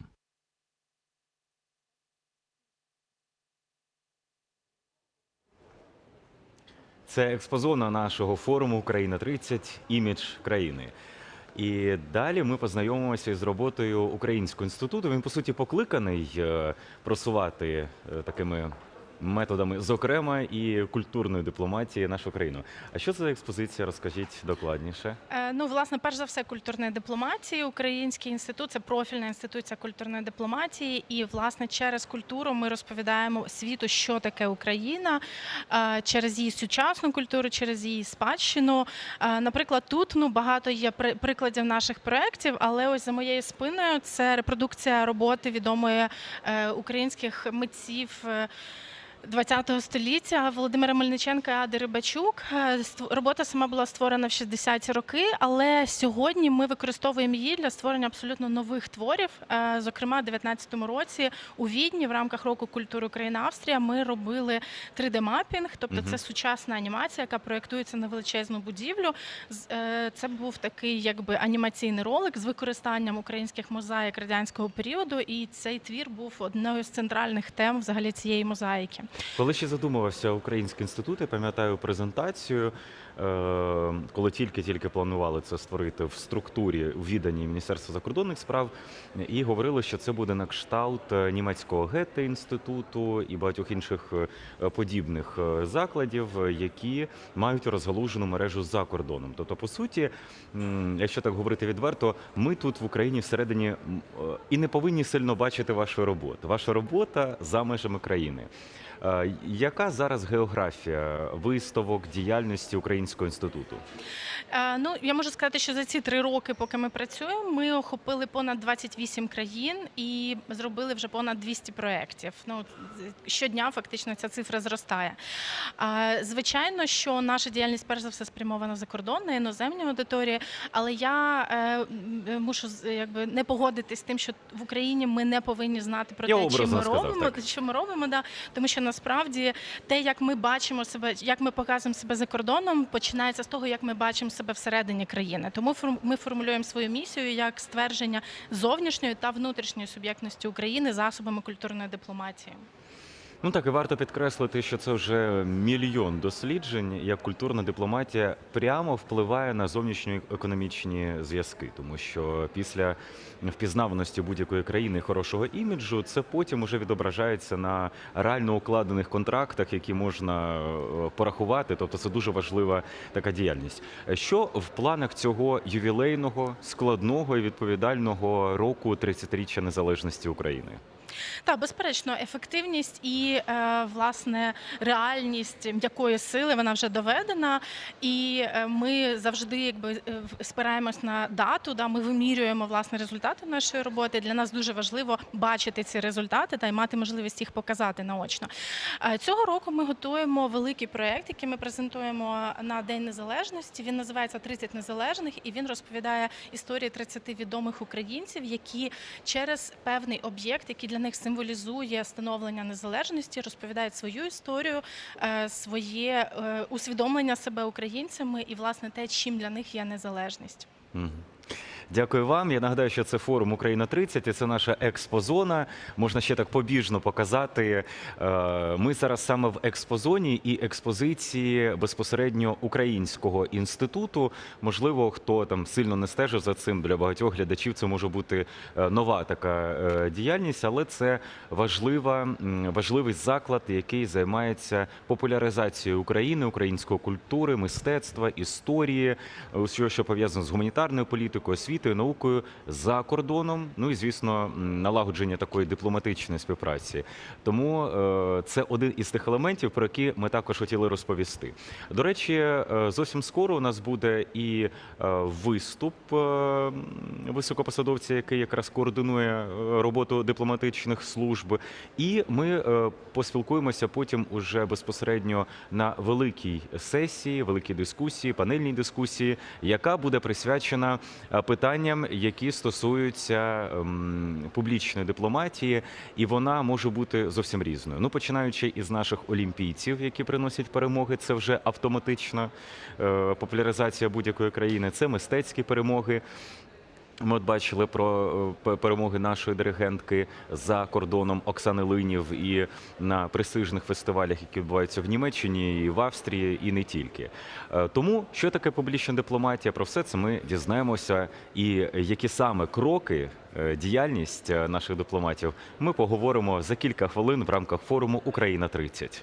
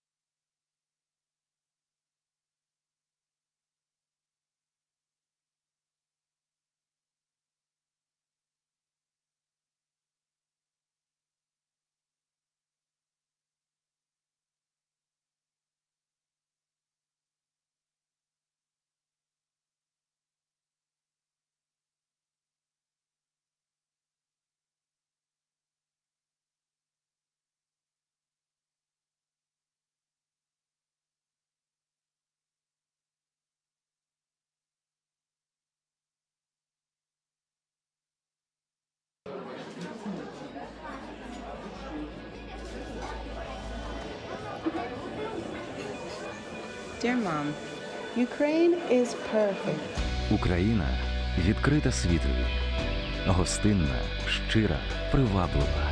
Україна виходить на новий рівень, дивує, захоплює, надихає. Люди, смак, стиль життя, мода, символи, масштаби, різноманіття, нові можливості. Україна має величезний потенціал.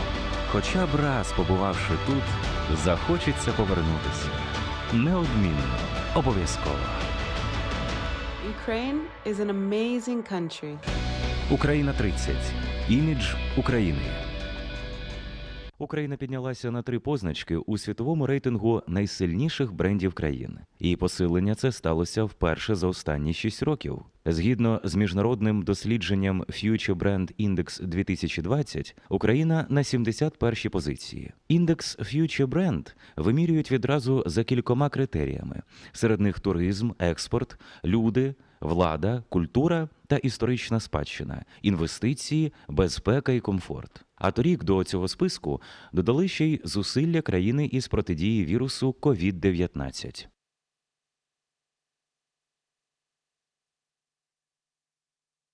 Ukraine Now – це бренд України як держави. Його головна мета – сформувати позитивний образ України у світі. Ключові меседжі бренду – Україна не країна бідності, Чорнобиля та корупції, а новий технологічний центр світу. Україна має родючі землі, величезний туристичний та інвестиційний потенціал. Суть бренду ще й у тому, що це держава із динамічною економікою та прогресивним бізнесом, здатна запропонувати можливості, а також країна, що має усі шанси стати справжнім проривом.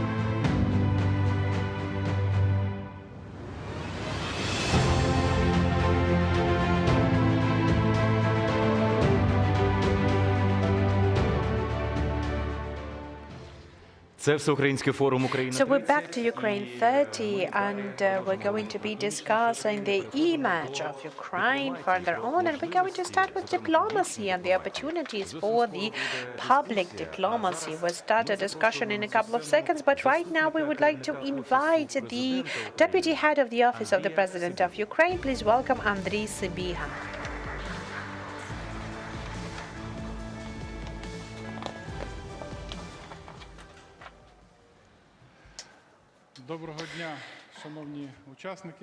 Good morning, dear participants. Good afternoon, dear participants. I'm pleased to welcome you at Ukraine 30 forums because it's a good chance for us to sum up the way that Ukraine has passed in 30 years, and on the other hand, to understand the priorities and my milestone for the future. Speaking on the public democracy and the building of the public image abroad, we can for sure state that Ukraine abroad has been represented in the needed way, that its positions in the way that we see ourselves and that we want us to be considered by other people. I think that the answer to these questions are obvious. The world doesn't know enough about Ukraine yet.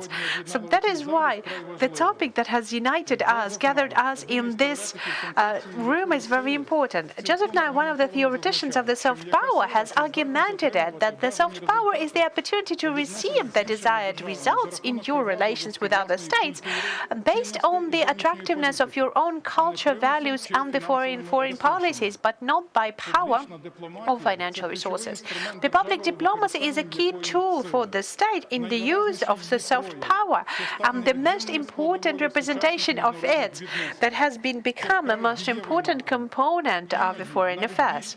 It's a very important direction, even more practical sometimes than the classical diplomacy. In most cases, the public diplomacy, with its help of its non-linear toolkit, can provide the results that will not be possible for the classical diplomacy.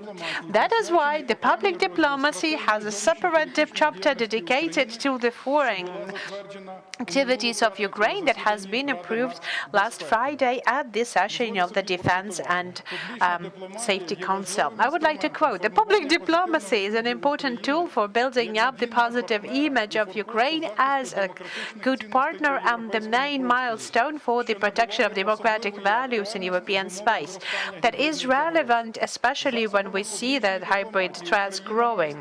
By the measures of public diplomacy, Ukraine has to be outlined as the active participants for regional, economical, and other processes, and as a state that generates and offers the resolutions for the global problems and shares the experience in the spheres that are relevant for the international community. The public diplomacy should become a tool of a coordinated policy on the level of all of the states."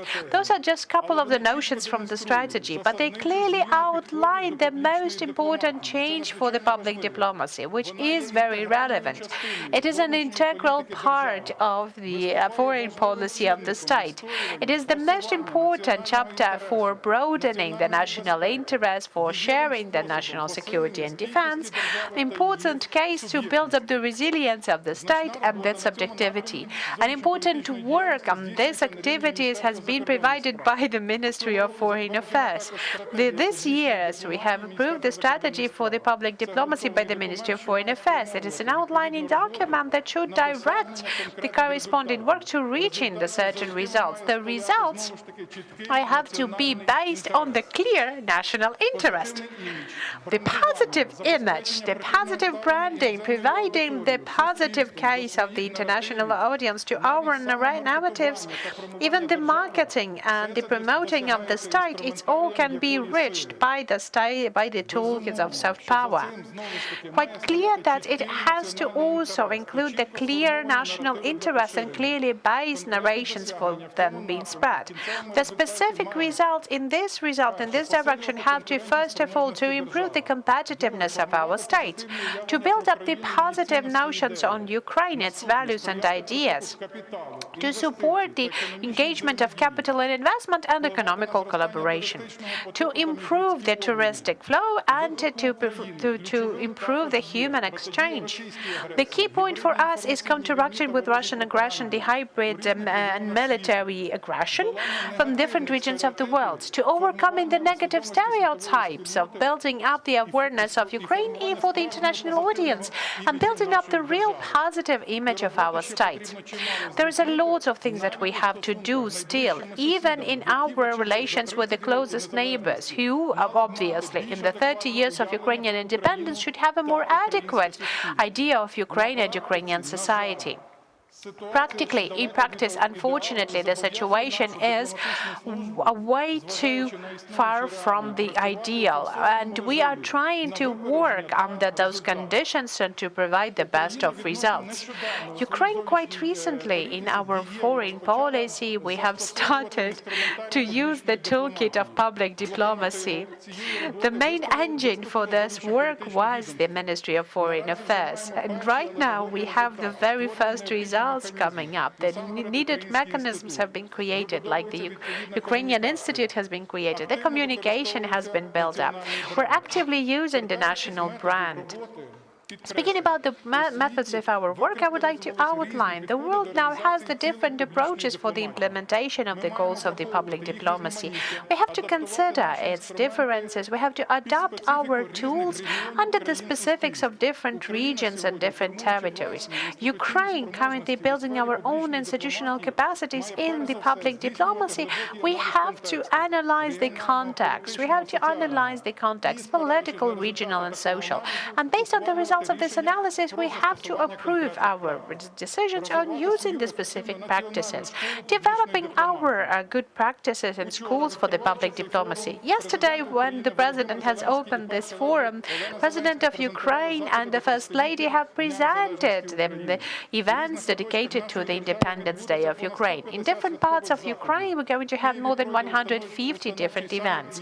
In Kiev, we're going to have the Crimean platform established. We're going to have the summit for the First Ladies and Gentlemen in Kiev. That's going to be the first under the new reality. This event, and there's going to be the very good example of using the soft power concept that has been positively working for the main image of Ukrainian states. Now, I would like to outline that in talking to our international colleagues, I have heard the very positive evaluation of those Ukrainian initiatives. Our partners have outlined that this summit and other projects of the First Lady are important for the society, and they can be then used as a good example. Dear participants of the forum, knowing my experience in working as ambassador that has been effective sometimes, I would like to share my own practical evaluations of the work in working in the public diplomacy. This direction cannot be on the second point. It is very important for the implementation of the political course of the state. In the same time, the successful organization of this work requires the readiness not only from the sides of the embassies. We need to have a available toolkit that will be available for every foreign institution. In practice of my work of 4.5 years as an ambassador has outlined that the embassies are now mostly counting on their own resources, financial, organizational, and creative resources. But I do believe that the effective measures of public diplomacy, they have to be organized in a different way. The embassy should be the coordination centers for the coordination work. They have to outline the concept and the direction of work. But the specific events have to be organized by outsourcing, by the specific institutions. We have to set out this effective system of work is very important. Understanding the very important and effectiveness of the public diplomacy toolkits, we have to also consider the cultural diplomacy issues. That's something that always works.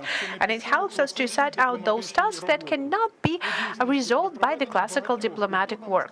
And of course, while we are promoting different kind of cultural events, you have to be pioneers. You have to establish the new projects. So sometimes you have to opened for the audiences some new states, even in our times. We've also tried to understand the peculiarities of the countries where we're located, the cultural and religious outlines, just for us to win out the hearts of the members of this country. While building this idea of the cultural diplomacy, it is very important for us to consider the commonalities in different spheres, the commonalities between our countries and peoples. Another important element, the active participation of Ukrainian communities in different states. In online, we have the heads of international institutions as well. They can become the ambassadors of the cultural diplomacy that are going to be creating the positive outcome for Ukrainian image. The presentation of Ukraine abroad help us to preserve the cultural traditions and language for the citizens of Ukraine. On the other hand, they help us to spread the information about Ukraine, their work on Ukrainian image, and their work on the positive agenda for the bilateral relations. Cultural, economical, expert, culinary, educational, sports diplomacies. The different combinations of those spheres can work in every state, depending on the specifics of geography and region. And of course, the main notion for the heads of the diplomatic missions is to outline that combination, find that combination, and to effectively work on the bringing of the content to this work. We already have the project for the promotion of Ukrainian film abroad. The music, both classical and contemporary music, is yet another step where Ukraine has a strong position, and we constantly having the positive effect in that. There's a lot of things for us to be proud in the arts. And of course, a separate task is to bring out the Ukrainian artistic projects to the international markets. And the important direction is to publishing the works of Ukrainian authors, publishing the dictionaries and stories in Ukraine, and promoting the current situation in Ukraine, promoting the students' exchange, creating the departments of Ukrainian studies in international educational establishment. This is something that will help us to understand better one another. Another success story was the First Lady's projects of launching the Ukrainian audio guides for the different museums all over the world. It is very important when the main cultural legacy institutions are going to start speaking Ukrainian. There is a huge potential in public democracy. There's also for the topic of for the Ukrainian studies, for the archives, for different types of collections and museums. This kind of work requires additional efforts, but it also can help us to restore the good connections. It's very important to improve and to return the cultural values to Ukraine that under different conditions and under different historical periods have been replaced outside of Ukrainian territory. We have to protect the national interest of Ukraine based on the cultural values of Ukrainian peoples. We have to prevent the losses of the cultural legacies that have been created by the artists of Ukraine. We also should consider the media aspects for the events of the public democracy. Our initiatives abroad, they have to be informative. They have to cause interest for the audience and for the media. They have to support the media of Ukraine. They have to be actually the event that will be interesting for the media. The public diplomacy is also the opportunity for the ambassadors to use the help of their husbands or wives. And I would like to ask every head of our embassies to use the potential of the marriage, because they can be done twice as effective. Ladies and gentlemen, it is important for us to position Ukraine as a part of a joint European space, and it still has authentic and independent culture. That we also have a lot of traditional crafts, but we also have a very dynamic contemporary life, interesting contemporary arts, sculptors, artists, musicians, new music, to create this kind build of new Ukraine is our main task, and the public diplomacy is this task that helps us to build up the path to the hearts of our international friends, to build up the way for all of our next achievements, to build up the work in different types of collaboration. I would like to end up this presentation with the mottos. The biggest countries in the world, creative, proactive countries that are developing directly and have a clear vision of their future, and they are moving into the future. We are one of those countries. There's a lot of us to be proud of, and our country actually has to be accepted abroad. This is the approach of President of Ukraine, not only to the public diplomacy, but to the foreign affairs overall. And our joint work in the world works.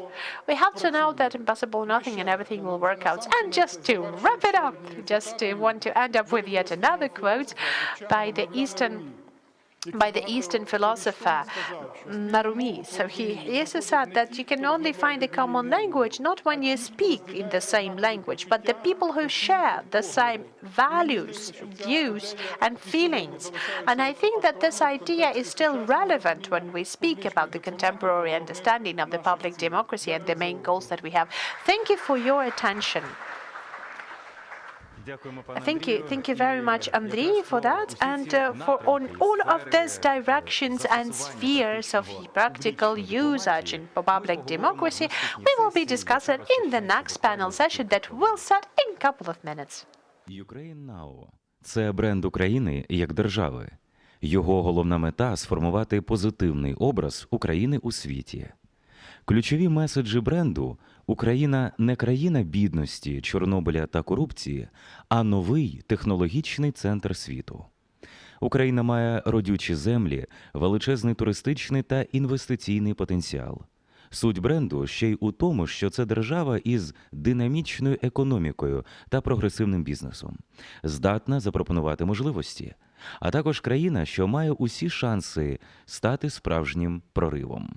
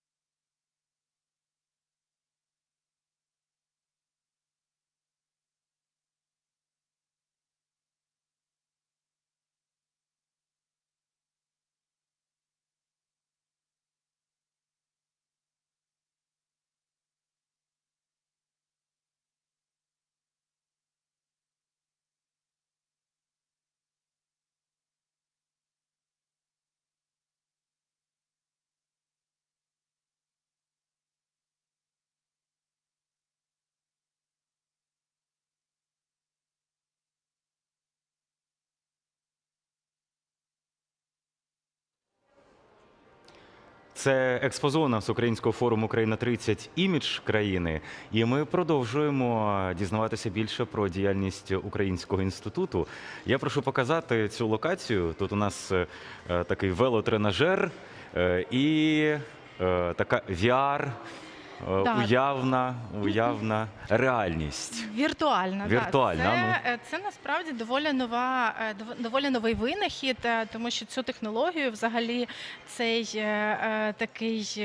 комбінацію цього всього, цих елементів для нас спеціально розробила українська компанія Moon Studio в 2019 році, і вперше ми показували це у Відні в рамках нашого проєкту «Українська ніч». Це можливість здійснити віртуальну подорож на велосипеді через 3 українських міста – Львів, Київ та Харків, власне, просто не покидаючи простори інтернету. Тобто ви вдягаєте VR-окуляри, сідаєте на велосипед, який синхронізований, колеса якого синхронізовані з відео, і чим швидше ви крутите колеса, тим швидше відбувається ваша подорож. А ви можете швидше крутити? Швидше, давайте. Чи це все на екрані зовсім інше? Це у вас в окулярах швидше крутиться, так? Да? Фіксована? Ясно. Ну, в принципі, вона має змінюватися. Ну, зрозумілося, так. Так, і зрозуміло. ось, власне, зараз Михайло цю подорож здійснює. Я, чесно кажучи, просто не знаю, чи на екрані ми бачимо те саме, що Михайло. Те саме, добре. Ну, тобто ми бачимо, як можливо, Михайло воно не синхронізовано саме із подорожує. цим. Можливо, так. Але, в принципі, якби це за технологією, воно синхронізується, і швидкість того, як ви крутите колеса, впливає на те, як швидко якби пролітає ваше відео. Ну, це, напевно, хороший винахід для цього часу, в який ми живемо, де COVID-19, і ми розуміємо, що взагалі людство повинаходило дуже багато методів, як можна і подорожувати, і навчатися, але сподіваюся, що все ж таки ми повернемося до реальних відвідувань, реальних подорожей, спілкування face-to-face. Це дуже важливо. Чому обрали саме ці міста? Ну, якщо чесно, ми дуже довго думали, власне, яким чином побудувати цю географію, але розуміли, що ми хочемо занурити аудиторію, цю іноземну, яка знаходиться швидше за все на заході від України, бо, власне, цей проект ми спеціально для Австрії готували. І ми хотіли показати їм, що ця подорож від західного кордону до східного, вона відкриває дуже багато цікавих речей і звичайно, чим далі від західного кордону, тим більше відмінностей, але тим не менше там немає чого боятися. Да? Тобто 19-й рік ми пам'ятаємо, що ще було дуже багато якихось страхів в європейців, вони боялися подорожувати, і, власне, ми хотіли трошечки подолати цей стереотип, що абсолютно безпечно, зокрема в Харкові, де, в принципі, якби недалеко лінія фронту і бойові дії, що це абсолютно безпечне місто, відкрите для туристів, для подорожей, яке має цікаві культурні такі об'єкти, і, власне, може бути цікава західним туристам, відвідувачам. Та й східним. Та й східним у нас зараз і з арабських країн, і це добре. Ми взагалі стали лідерами за цей же ж місяць. Це прекрасно, тому що коли люди приїздять сюди, вони мають нагоду спілкуватися, вони мають нагоду відчувати на собі гостинність українців та красу наших міст, відкривати для себе ті пласти культурні, історичні, які в нас є, і, в принципі, впізнавати, тому що ми інші, але ми так само маємо дуже багато спільного з усім іншим світом, і це теж важливо пам'ятати. А ви крутіть швидше, що ви так розслабилися? Це форум «Україна-30». Ми далі вже перейдемо на основну сцену і поговоримо про публічну дипломатію. Україна піднялася на 3 позначки у світовому рейтингу найсильніших брендів країн. І посилення це сталося вперше за останні 6 років. Згідно з міжнародним дослідженням Future Brand Index 2020, Україна на 71-й позиції. Індекс Future Brand вимірюють відразу за кількома критеріями. Серед них туризм, експорт, люди, влада, культура та історична спадщина, інвестиції, безпека і комфорт. А торік до цього списку додали ще й зусилля країни із протидії вірусу COVID-19.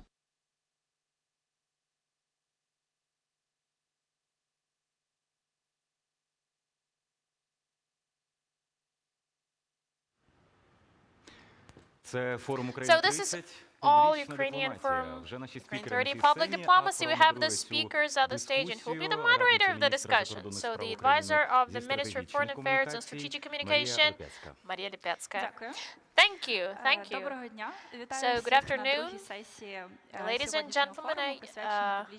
I'm glad to see you all at this second day dedicated to public diplomacy. So we have very, very interesting experts today, experts in a variety of areas, and I do hope and I do know that this discussion will be truly great. I'd like to present each of the speakers. So Ms. Amina Japarova first, Deputy Minister of Foreign Affairs of Ukraine. Олександра Говоруха, international PR head Sigma Software and also producer of Ukraine FinTech Summit. Олена Shapovalova, Director of State Center of International Education. Mr. Yuri Kovrizhenko, Ukrainian chef and ambassador of Ukrainian cuisine in the world. Ms. Evgenia Nikolaichuk, one expert and co-founder of Like a Locals Network. and also the Ukrainian Wine Ambassador. And I'd like to have also our guests staying with us online, Ambassador Extraordinary and Plenipotentiary of Ukraine in the Kingdom of Great Britain and Northern Ireland, Vadim Pристайко. Also Ambassador Extraordinary and Plenipotentiary of Ukraine in France, we have Vadim Omelchenko, and also Ambassador Extraordinary and Plenipotentiary of Ukraine in Japan, Mr. Serhiy Korsunsky. So, the first deputy head of the first deputy minister of foreign affairs and other guests talked about the brand of Ukraine and its comprehensive nature and its components. So, public diplomacy is an essential part of building the Ukrainian brand and a part of strategic communication, public strategic communication. We talk about public diplomacy. In fact, we do speak about the system of measures. With the help of these measures, the state does communicate with publicity with people from different countries. And that's how we build this positive attitude to the state, by hitting the average citizens of countries. And we do all that to promote the achievement of tasks that we set for ourselves at international arena. So we've mentioned this at the previous panel. We live in the new reality when we have the accelerated development in digital media and technologies, and the globalization goes faster and faster. It changes the approaches to international policy, and public diplomacy is also a part of this. All these recent trends, they actually extend the circle of public diplomacy stakeholders and subjects. Not just states become the active subjects, just business, individuals as well, NGOs, international organizations and agencies, they all become active subjects of public diplomacy. Just like the state brand, public diplomacy is a multifaceted thing. You know, it's about sport, education, cuisine, economic diplomacy as well.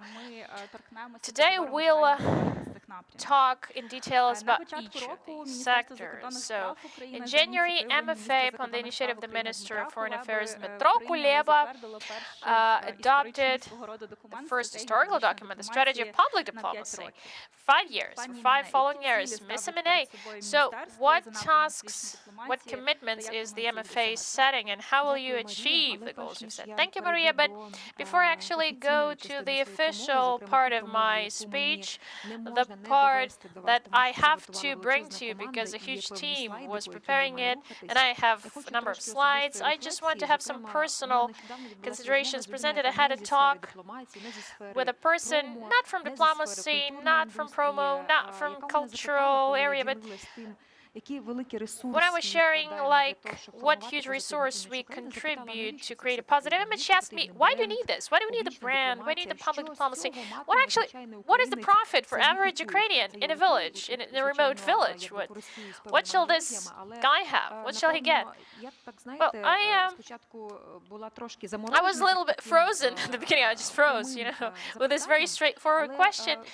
But I just, upon the occasion, went to answer right now. I think all the resources, all these talks, all these discussions, all these concentrated efforts we contribute to creation of positive image.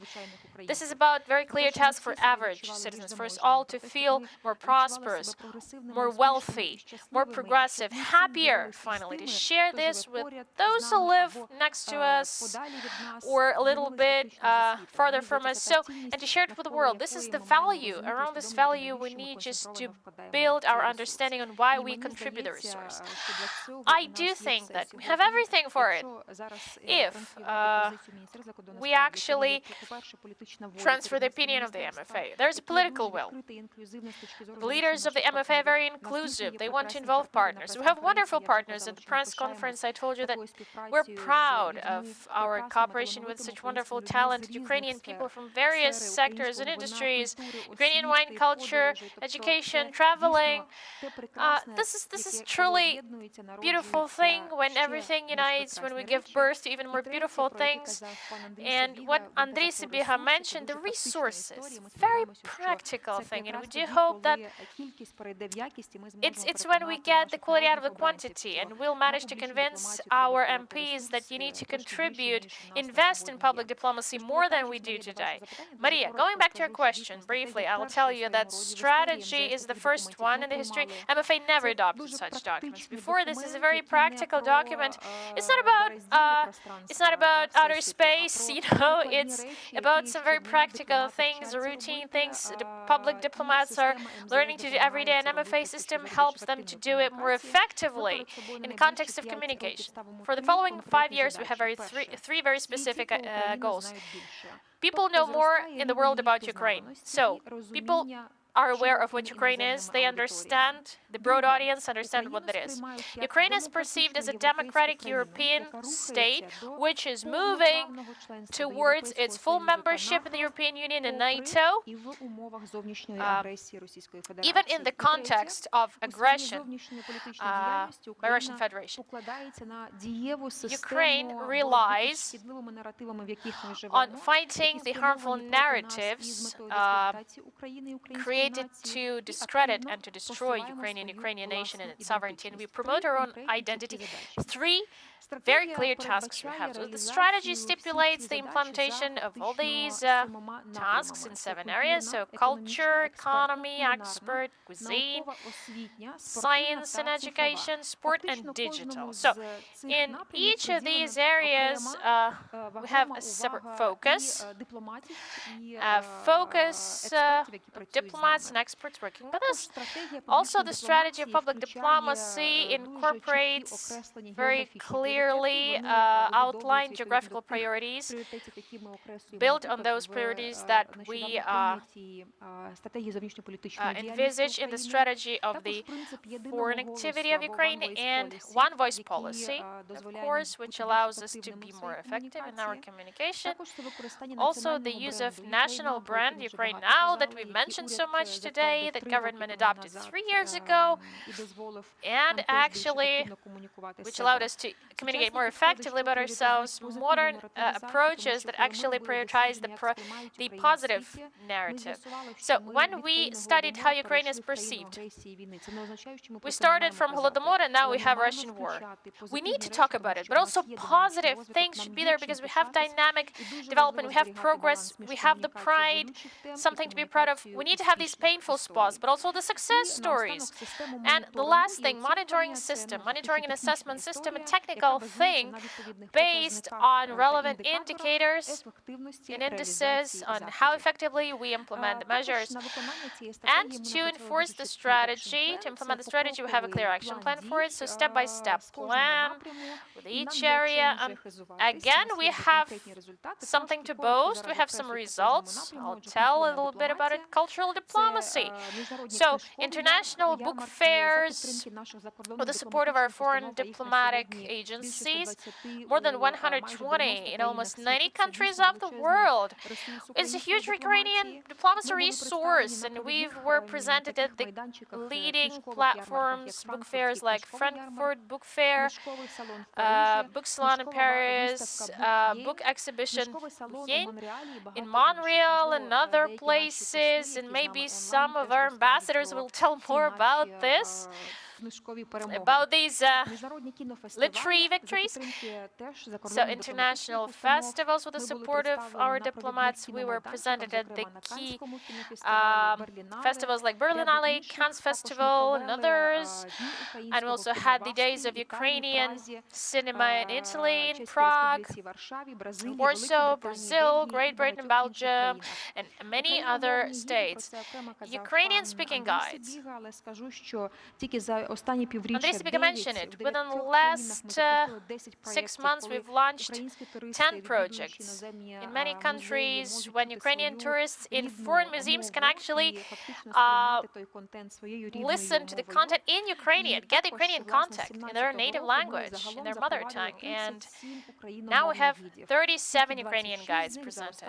Only 26 with the support of Elena Zelenska within the last 1.5 years. And I just want to say, in May, when we all had Eurovision, you know, we've mentioned to create this very effective mechanism of symbiosis. When, you know, Go A band They were presenting Ukraine now, and we promoted Go A, and we promoted ourselves as a singing country, as a creative country. And the coverage we had in social media, more than 2.2 million of viewers. Whoa! So economically, economic and touristic diplomacy, a very important track for us this summer. In MFA Yard, we presented together Ministry of Culture and the State Agency for Tourist Development new communication strategy, how to popularize the Ukrainian touristic brand. The projector creative schools, with their support we developed it, so the formats, the channels, practical steps are there, and how to create this sustainable touristic image of Ukraine. We'll see the video that we launched as a promo video, just already to start implementing the communication strategy. International campaign, awareness-raising campaign Visit Ukraine, to popularize summer traveling in Ukraine among the foreigners, and there is certain content that we promote and Visit Ukraine at official website. We've been mentioning today Ukraine UA. Cuisine, the culinary diplomacy. We have wonderful chefs with us. Yes, they support us. This is the new track for us. Super interesting, super powerful, I can say, because it's always better to taste the country. And Mr. Kavrychenko mentioned that it's not a place for mistakes. If someone tries Ukrainian dish and it will lack some salt, well, if you don't have salt in your borscht, that will destroy the diplomatic relations. We will never allow that to happen. So we really want to go beyond the perception that Ukrainian cuisine is just vareniki, borscht, and some other stuff that people know about. It's a little bit more and much more than this. This is quite a unique history of merging various culinary traditions of various peoples presenting in Ukraine, of various ethnic groups. And I just want to say, as the last thing, sport diplomacy is there as well. We've told you already that together with Ukrainian startup Reface, we've launched the awareness-raising campaign Olympic UA to support Ukrainian sportsmen and sportswomen in Tokyo, right now fighting for medals. And in the promo videos, athletes were presented as superheroes. And with these creative campaigns, we can see that this is a wonderful space for the public diplomacy. And of course, how we do it, where we are. Again, the website Ukraine UA, Instagram page that we've launched recently. In 2 weeks, the number of followers, 100,000 people. It reached. This is of course an evidence that there is a great interest. MFA page on Facebook, more than 40,000 subscribers. Whoa! And today we have everything, absolutely everything, to be fully effective. And I'm truly grateful to our partners and all those who actually cooperate with us with just one aim: to make Ukraine more successful and prosperous. Thank you, thank you, thank you, Ms. Amina. Truly working on creation of positive image of Ukraine. It's quite a comprehensive process and requires localization. Regional peculiarities should be taken into consideration. We have the Ukrainian ambassador to Japan, Mr. Korsunsky. So please, did he tell us what is the specificity of creating the Ukrainian image in the Asian region, especially in Japan? And I just want to ask you, so now we have the Olympics in Tokyo, the sport diplomacy, what is the contribution of it to this process? The achievements and victories of our sportsmen and sportswomen, how does this affect the image? So, good afternoon. Good afternoon. Thank you so much for this invitation. For me, this is a huge honor, of course, to take part in this discussion, because we can't exaggerate the role of public diplomacy in our work at all. So what I want to say? Let's start with Olympics in Tokyo. So on July 23rd, we had the opening ceremony. No, we have the parade of the teams, national teams, and when the Ukrainian team went out, we had the whole process streamed just to Korea, and Korean reporter showed Chernobyl. He didn't find anything better. Of course, then he apologized for showing the Chernobyl images, but this is a very, very, very elegant thing. It actually generates some considerations. Also, I read the results of the survey launched last year by Ukrainian Institute, Ukrainian Prism, regarding the perception of Ukraine by certain countries, selected countries, and Japan as well. And when I read the results, when I read the report, I understood that, whoa, we need to do a lot to change this. Unfortunately, within so many years, we've had no proper attention from the Pacific region to Ukraine. Only within 2 last years, we've started, we started changing the perception of this region. The 21st century will be the Asian century, we know, because here where is the industrial and technological potential of the humanities concentrated. So we need to take into account the nuances when we try to create these promo campaigns for Ukraine. Unfortunately, these countries here, Ukraine is perceived through the prism of the Moscow prism, Journalists accredited in Moscow, they write about Ukraine, and they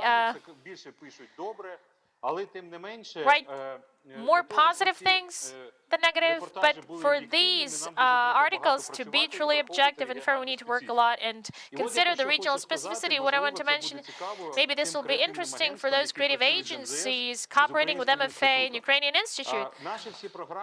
All our programs, promotion programs, and our national brand, it's more for English-speaking countries. It goes for those countries who understand what Ukraine now is. But in this region where I stay today, English is not that popular. That might sound surprising. And for this region, you need to launch promo campaigns and programs using the language, using other languages like Chinese, Japanese, and so on. This is one aspect. And if you try to write the same thing in Japanese, it will be perceived in a different way, will look differently. So you need to have a specific piece of work for that, because, the specificity of hieroglyphs and the alphabets used by the regional states, well, it's a little bit about the difference in concepts, and people must be very careful about that. People must be really proficient in Japanese, understand all the details and the peculiarities. So it's the same about messages. Some of our programs, which we try to promote, we do it together with the MFA, they contain such ideas, such statements which are truly familiar to Americans and Europeans, but not usually those will be understood, not quite understood by the Asian people. This message will sound differently in Korea, Japan, or China compared to Europe. We know that. So that's why I constantly work with our department, with MFA, primarily with the Ukrainian Institute, to focus on it, concentrate on it. In Korea, Vietnam, China, Japan, the flagships of the region, you need to be a little more creative when it comes to regional specificity.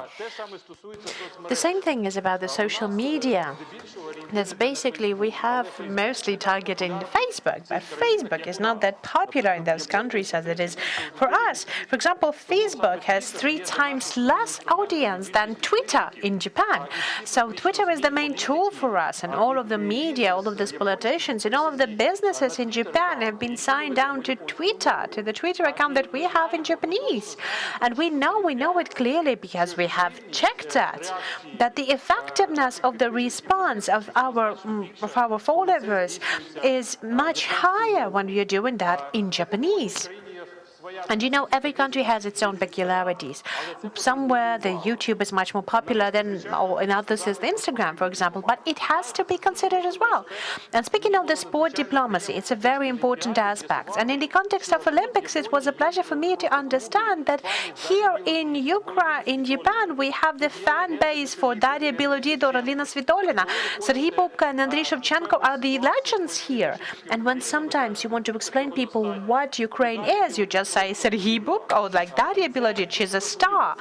And basically that's very important. What is also interesting that they not only consider the sports results, they follow how the sportsmen behave.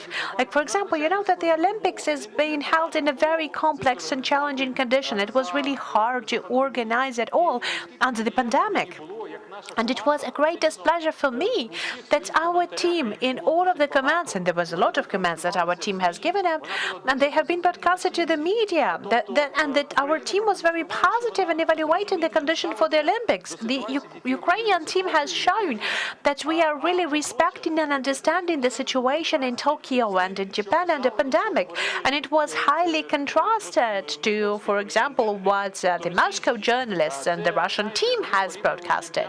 They've compared the Olympics with the concentrational camps. They have said that there's a medieval conditions, so that is a completely failed organization, and it has been noted down by Japanese media as well, because it was really clear. We haven't prepared our sportsmen to this message, but it was really good that they felt themselves as the ambassadors of Ukraine as well. Then we have to continue that, and through this sports direction, we have to consider our achievements as well. Finally, I would like to offer the following thing. Like for Ukraine, for example, we are studying lots of rare language, Japanese, Chinese language, and the Eastern languages as well. So it would be very good that in those universities and maybe the higher senior courses, we would have a specialized courses for the students to practically, for example, composing tweets or Facebook's posts or any content for the social media in those rare languages, to give them the opportunity to host those accounts, and that will be the part of their educational activities in language learning as well. But then Ukraine will be heard in multiple voices, and not just with the voices of creative agency or diplomats. I do hope that this idea would actually help us to find a better cohesion inside of the society, a better understanding that the promotion of Ukraine is not just a case of Ministry of Culture or Sports or Informational Policies or the Ministry of Foreign Affairs. It is the duty of all of the state and nation. Thank you for your attention. Yes, thank you, Your Excellency. Of course, the Ministry of Foreign Affairs, we do share your point of view on broadening the geography of languages and stepping outside of the European languages as well. And we have established a collaboration with the National University named after Taras Shevchenko and with the Philology University. And next month we're going to have the Chinese and Arab versions, and I think that we should consider Japanese as the next version for language version for our official site. So thank you for this comment. Continuing the topic of cultural diplomacy, Ukrainian sportsmen and sportswomen are the most important ambassadors for Ukraine, and the first association with Ukraine is always the sportsmen and sportswomen that we have. One of our sports ambassadors is Elina Svitolina, the tennis player, and we all have been following her successes in the Olympics, and especially for our forum today, she has written a very brief video comment. Let us take a look at this. While Ukrainian anthem is playing, I always have the shivers down my spine, and it's always a very touching moment for me, because like every time when I'm coming to the tennis court, there is a flag near my name, and I'm really proud to be representing my country. And it's always give me the strength to keep on moving forward. You know, my husband is French, so he's always was wanted to see Ukraine, and I've managed to take him to Ukraine. I've managed to show him Kiev and Odessa. He was impressed. He was impressed, and he was really glad to meet the culture, Ukrainian culture, to look at Ukraine. And I'm really proud that we have that beautiful country, and I do hope that I'll be able to bring him to Ukraine again and to show him all of the Ukraine. He really liked the Independence Square. I've also shown him the Odessa Opera Theater. He was impressed with that as well, and he's still waiting when he can come back to Ukraine to take a look at other things in Ukraine. There's a tremendous support that I have had when I was there in Tokyo, when I was playing, and I do believe that this is something that has actually driven me and taken me forward. There's something that given me the strength to keep on moving forward and to keep on fighting till the end, and this is what got me to the bronze Olympic medal. Yes, definitely that is very inspiring, but Ukraine is not only known by the sports and the sports victories that we have, Ukrainian startups, Ukrainian inventions, engineers, technical companies. This is something that is now winning over the world as well. Alexandra, can you please tell us how Ukrainian technological brand is being accepted all over the world?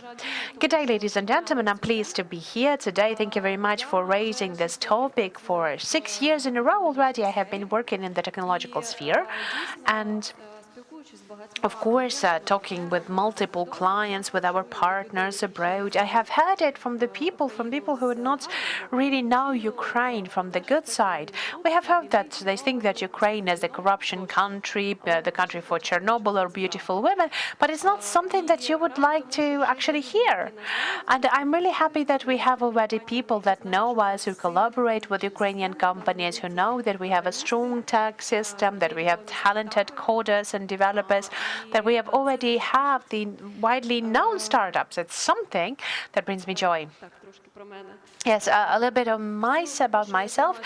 Because I'm working in the international PR, I'm constantly participating in different events abroad and different conferences. And when 5 years ago, I have been participating in one of the web summits and one of the big tech conferences in the world, I have seen for the very first time the country's pavilions, not the separate companies' pavilions, but the country's pavilions. And I have seen, I was really wanted to see the Ukrainian stand like that.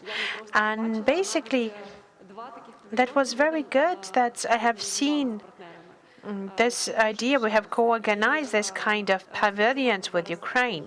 And I'm really proud of that. And I'm going to tell you a little bit of details about that. But first of all, I would like to say that basically there's a lot of things that give me the opportunity to work on that. This is the Sigmasoft. That's one of the biggest IT companies all over in Ukraine. We have more than 1,200 developers working with us. We have the different offices all around the world. We have 22 offices in 7 countries. In 3 continents, we have the big companies among our clients like Volvo and Scania and small startups as well. We're not just the IT consulting company. We also have our R&D centers, and we have 22 products in our portfolio, and we are among the top 100 IT consulting companies in the world. Moreover, we also have our investment fund that has already invested more than $200 million for the 10 Ukrainian startups. We have a business incubator, the Sigma Software Labs, and we also have the Sigma Software University. This is something that helps us to build up the very strong IT system in Ukraine. The system that will be developing truly not only just on paper, but to provide the equal opportunities for the development of those components. We collaborate with the state-owned institutions. Our developers helped to develop the DIA app and DIA Doma app, and they've also helped to develop the portal for the Lviv City Council. And now I would like to tell you a little bit about our projects that help us to build up the tech brand of Ukraine. In 2019, we have had the Ukrainian Tech Days at London Tech Week together with the Embassy of Ukraine to UK. And what was that about? That was a big Ukrainian pavilion for uniting 8 companies, Sigma Software, Grammarly, Competera, and other companies as well. In the Tech Accelerate, 10,000 people who attended this exhibition. We've had this Ukrainian pavilion, and we've also had conducted the British-Ukrainian meetup for more than 200 guests in one of the co-workings in London. Another project that we have conducted was the Ukrainian Tech Days in Israel that has been held months before the pandemic has started and the lockdowns have started. 2 weeks before the lockdown in Israel. You can just imagine our feelings throughout these processes when we have had everything offline and then everything has closed up. But that was a 3-day event in Tel Aviv and in Jerusalem. We've had another meetup for 150 guests. And we have conducted the Ukrainian pavilion for 23,000 participants in the global summit in Jerusalem. Then the pandemic has started and we have conducted the series for the educational webinars for startups, something that was targeted to the international audience. We've had 9 events conducted in 2020-2021. We have gathered more than 700 participants to those events. And last autumn in a hybrid format, we have conducted a summit between Ukraine and Israel, Ukraine-Israel Innovation Summit, on the overall state level with the participation of ministers and big corporations from Israel and Ukraine. And we have then gathered more than 700 participants to this event, and we have had a lot of notions in media, both in Israel and Ukraine. We are currently conducting the Ukrainian virtual trade mission to the UK, and 7 companies participate in that. Sigmasoft is one of the co-organizers and co-founders, together with USAID and the exporting offices of Ukraine and the participating companies. And we have already had a couple of the publications in the British media. And straight away, straight from here, there is a project that has been conducted just recently. Just 2 weeks ago, I have been coming from London in both locations, in London and in Kiev, in a hybrid format. We had the first UK-Ukraine FinTech Summit. It was a very specific and relevant topic for the summit because London is a capital of the FinTech and the capital of financial cases in the world. In Ukraine, we have a lot of technological FinTech startups that have been strongly developed right now. We have already received 22 publications from the British media on this summit.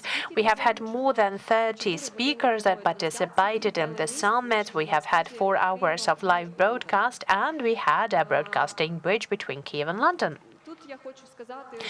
Another point that I wanted to outline, those are my conclusions that I have driven throughout this 5 years of my work in the technological sphere and in promoting Ukrainian brand to the international arena. The first thing was, when you have just starting to do that, and when you are just coming up to some ideas and you are offering some ideas and you're addressing your international partners and you're starting to talk to your international partners, you have to understand it clearly that the brand is mostly negative, especially for the people who are not aware of Ukraine, who haven't never collaborated with Ukraine before. So you have to be very relevant in evaluating your strengths and take your pink glasses off.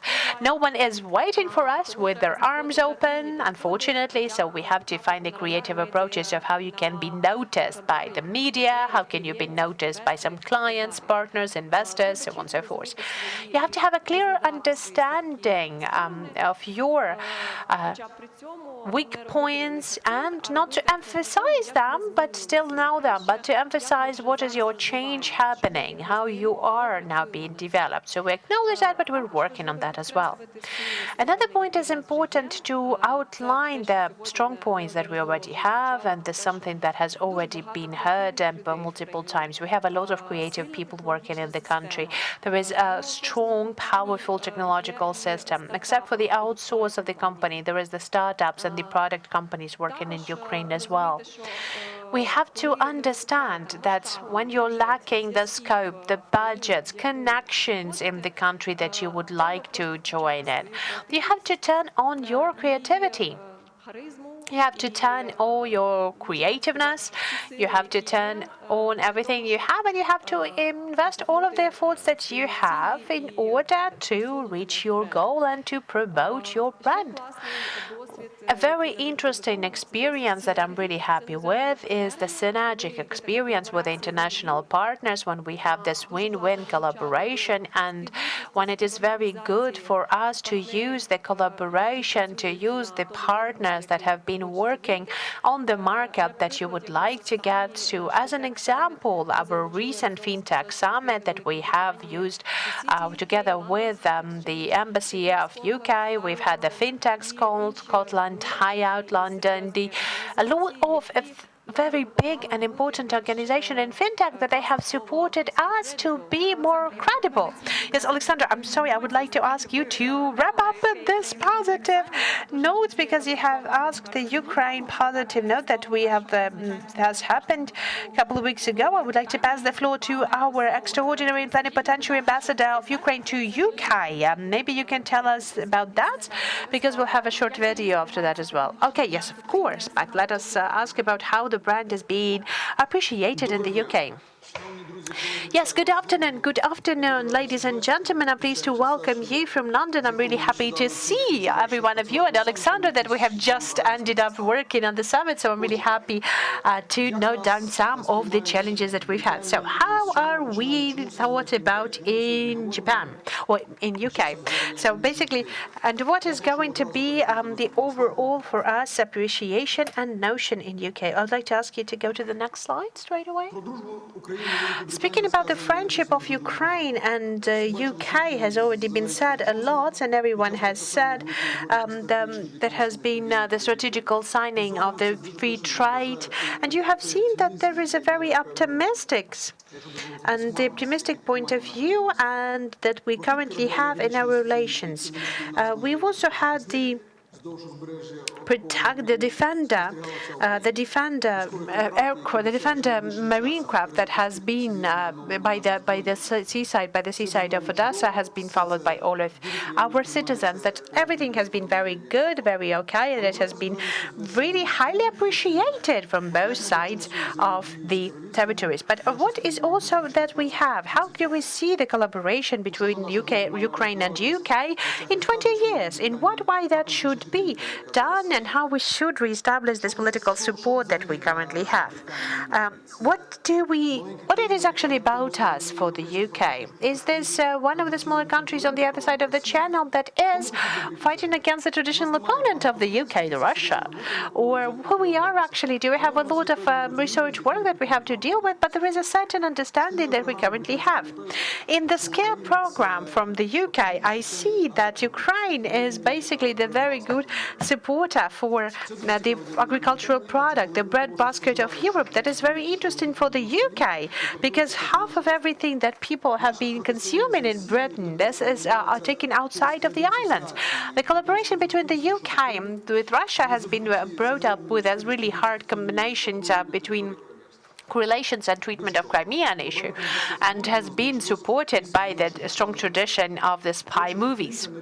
So the support on the level of the UK state is present for Ukraine. It has been significant, it is felt, but it's not all of it. The culture, art, the scientific, touristic attraction, cuisine is something that is outside of the radar of an average British citizen, except maybe for the football players that have been break through the informational space and has made much more than our cultural diplomacy throughout the years.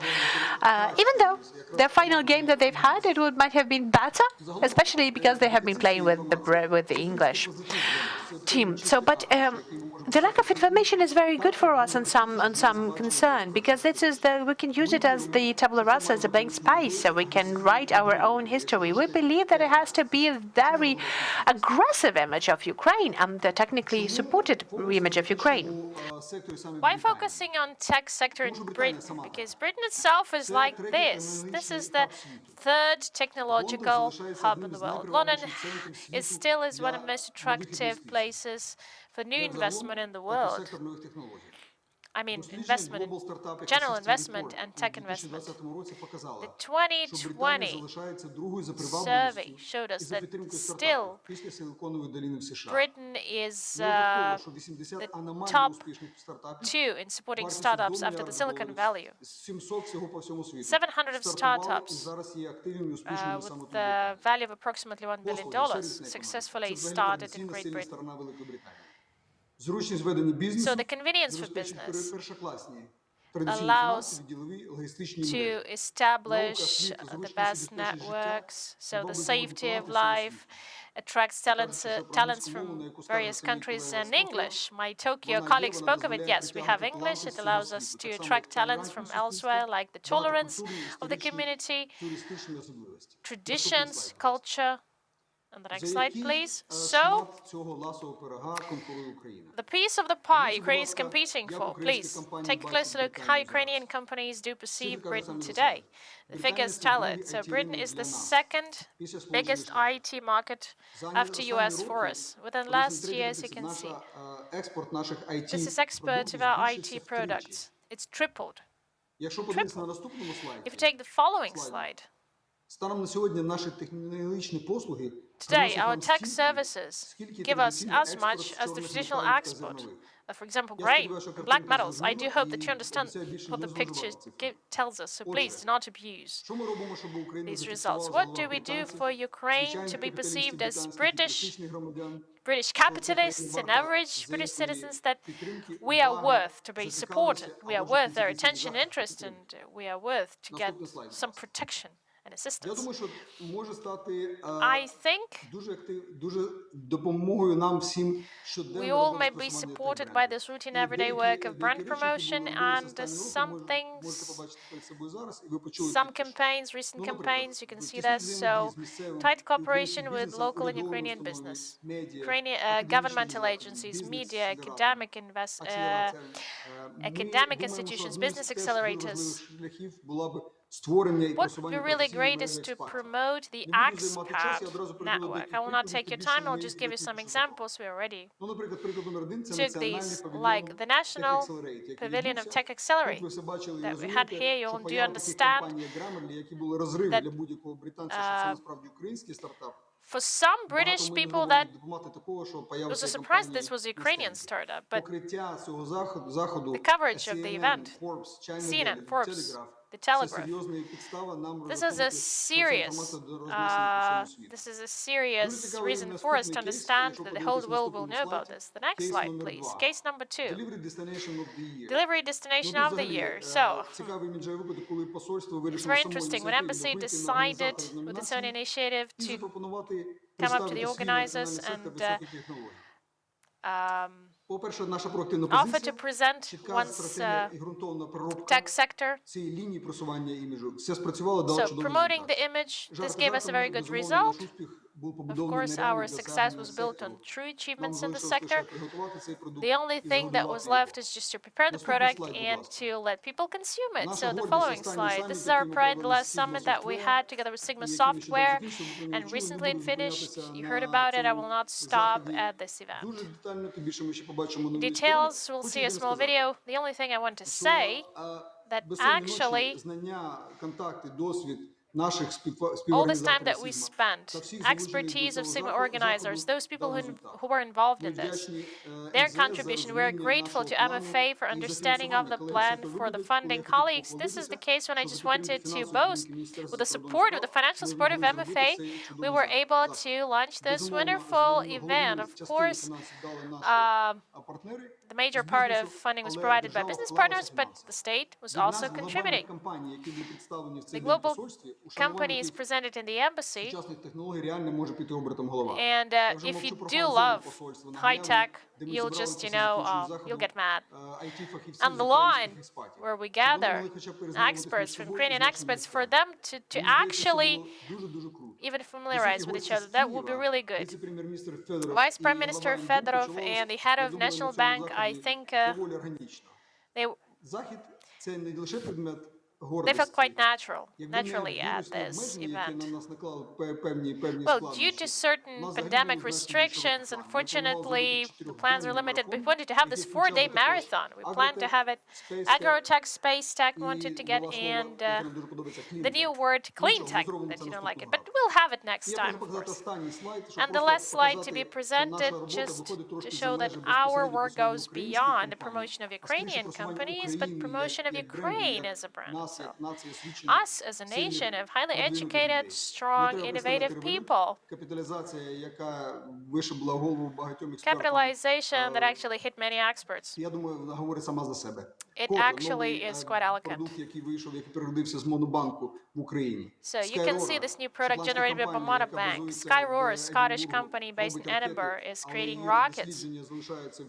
But still, they have some labs in Dnipro.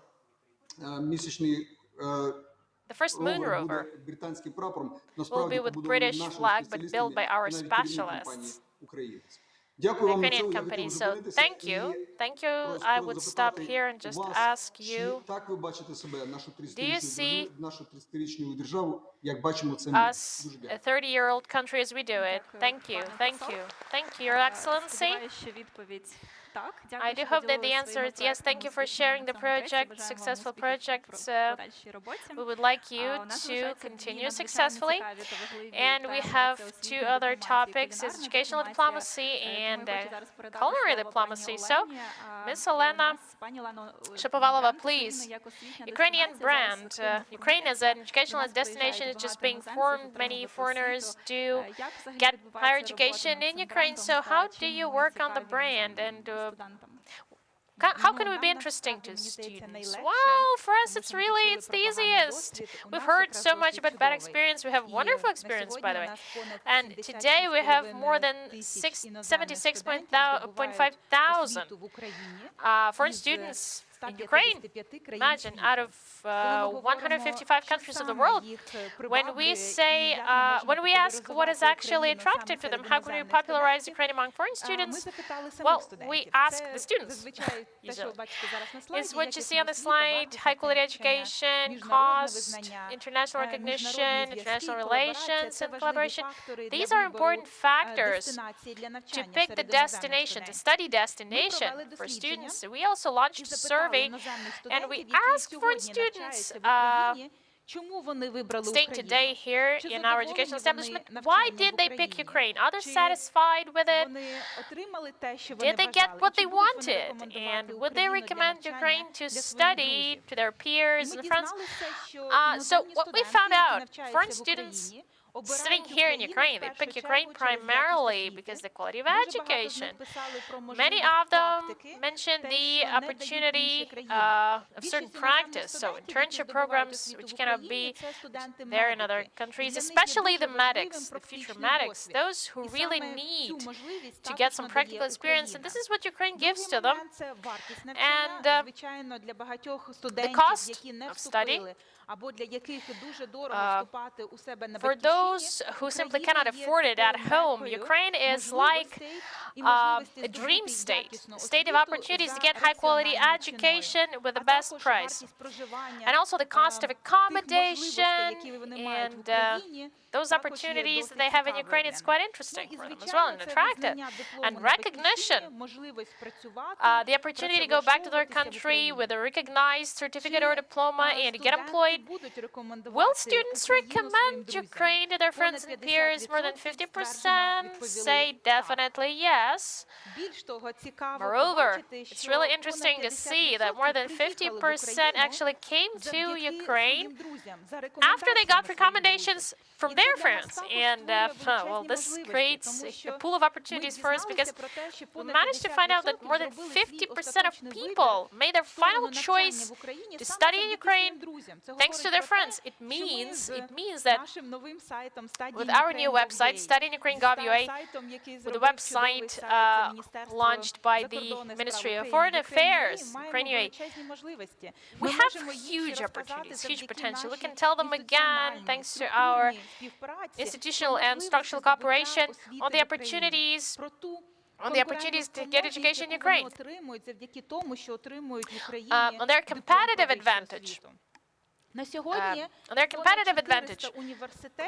Right now, for more than 400 universities have been teaching international students all over Ukraine. We have a fully English-speaking programs, more than 300 of programs like that, and fully Ukrainian language programs after you have completed the preparatory courses in Ukrainian. One of the competitive advantages for Ukraine is that the Ukrainian universities are acknowledged all over the world. And right now, at the slide, you can see the 7 universities that are included in the QS international rating, and you can see that Ukrainian universities also been included into the Times and Shanghai rating. It gives actually the opportunity for the students to acknowledge and improve their diplomas and their knowledge in their mother countries, and they know effectively that when they come to Ukraine, they will receive the high-quality international acknowledged education.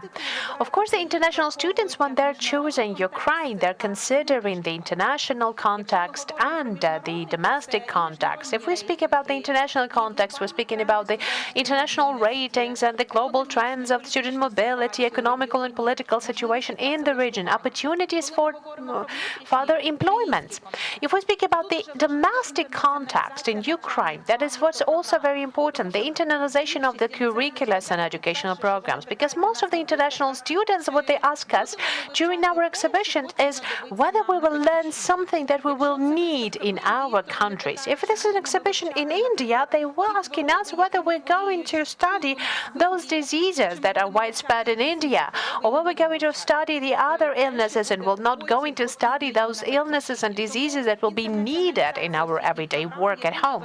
So internationalization of the different curricula is a very important outline for the promoting of Ukrainian education abroad.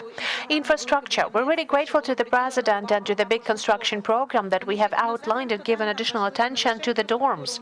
Because for the university, it's not only the university infrastructure that is important, but it's also about where they're going to leave, where they're going to go, how they're going to spend their leisure time. And Ukraine has done a lot in order to improve all of that for the international students, and so that the international students would receive the European quality of both the education provided and the level of life. The different center for support and different adaptation centers and the amicable atmosphere towards international students. Most of international students, when they mention Ukraine, they're always speaking about the friendly collective, about tolerance, and almost about the lack of racism that is really differentiating points with Ukraine towards other countries if we will compare. What does the state do? What does the Ministry of Education does, and what Ukrainian International Education Center do in order to promote the educational opportunities in Ukraine? First of all, we are following the order of the President of Ukraine, and the government has approved the action plan on promoting the educational opportunities for international students up till 2025. In the framework of this action plan, we have already developed, and we already has provided it for the public discussion at the site of the Ministries of Education and Science of Ukraine, the strategy for the marketing of services, of the higher education services, to the international market till the period of 2025. And I would like to invite you to discuss this marketing strategies as well. If you see what are the other opportunities that we might use, what are the other opportunities that we might use not only in the Ministry of Education, but also for the Ukrainian Center for International Education, or by the Ministry of Foreign Affairs, because the Ministry of Foreign Affairs and the embassies have done a lot to promote Ukrainian education. But what we can do together, engaging the university and engaging the educational institutions and organizations, what is that we can do to promote Ukrainian education? The communication management plays an important role there as well. An informational partnership. Ukraine provides more than 1,000 scholarships for the education of the international students in the state budget. And other countries, they provide this kind of opportunities for Ukrainian citizens as well. So that is an important dialogue that gives us the opportunity to show what kind of good education we have right now. And it gives us the opportunity to make our international students into our future diplomats, cultural diplomats and ambassadors that will then share their knowledge of Ukraine. You can see the map right now, and this is the map of our educational exhibitions that we have done in the recent 5 years. Those are the very small share of all of those promotional campaigns that the Ukrainian National Center of International Education has participated or co-hosted. So those are the top 10 countries that we have international students coming from us. You can see Azerbaijan, Kazakhstan, Morocco as well. But we understand that there's a lot of new opportunities that we haven't used before, haven't used yet. And when we're speaking about the opportunities, we're also thinking about our alumni, our graduates. With the support of the Ministry of Foreign Affairs, we have already started the contacts with our ambassadors to find those alumni that will be promoting Ukraine abroad, so that we would learn more about them as well. So we will promote them more here in Ukraine for our international students, and for us to establish a good collaboration with them in order to promote the interests of Ukraine in the world. We have launched the site Study in Ukraine Go UA, and what has become new, based on the decree of the Cabinet of Ministries, we have been developing the inter-institutional system to provide the access to the education for the international students. That will be a unique system that will give an opportunity for all of our international students to apply for education online. Already now at the studyiniukraine.gov.ua, you can already receive the e-copy of your invitation, where you will learn all of the information about what educational program you have been invited to, what is the educational establishment that you've been invited to, where it is located. All of this information can be received online. One institutional system will give you the opportunity not only to receive the e-invitation, but also will help you to make all of the educational path transparent. It's going to be an interinstitutional collaboration, so that it means that all of the students will see all of the conditions for the visa requirements, all of the needs. You will see the track of your educational path, you will see your student card, and a lot of other things. So I'm really grateful that we have this collaboration with MFA, and that gives us a lot of opportunities. Yeah, thank you, Olana. I know that we have also prepared a short video on educational opportunities of Ukraine, and I would like to ask you to turn it on and for all of us to see that.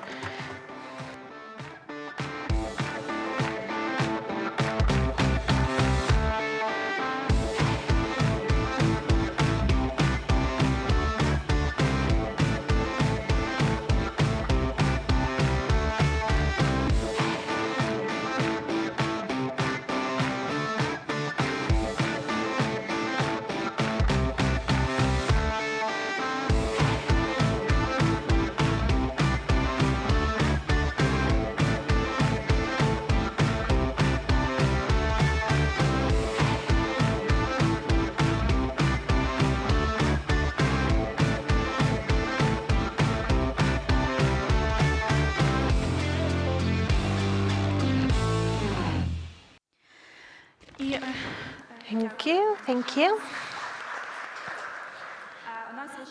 We are, unfortunately, we're really out of time, and there is a very interesting and tasty topic that gastro-diplomacy is. I would really like to ask our speakers to outline the main points of it, and really briefly. So, Yuri, Ukrainian cuisine has been winning out the world. We have Ukrainian restaurants in London, in Paris, in New York. So what do you think is consideration of Ukrainian cuisine all over the world? And how should we develop it? You know, right now we're only doing the first step. So Ukrainian cuisine is not known by the world yet. We're just starting to do that. We have to understand that Ukrainian cuisine is not just about borscht. There's a lot of dishes that we should share with the world. Because, you know, not a lot of people, they associate Ukraine that's, for example, we've had the strudels from Lviv, or not a lot of people associate Ukraine with Crimean Tatar cuisine, because we all think about Ukraine as a country with the chicken Kiev or with borscht, and still there's a lot of work that needed to be done in this case as well. Everyone thinks that gastro-diplomacy is very simple, but it's not.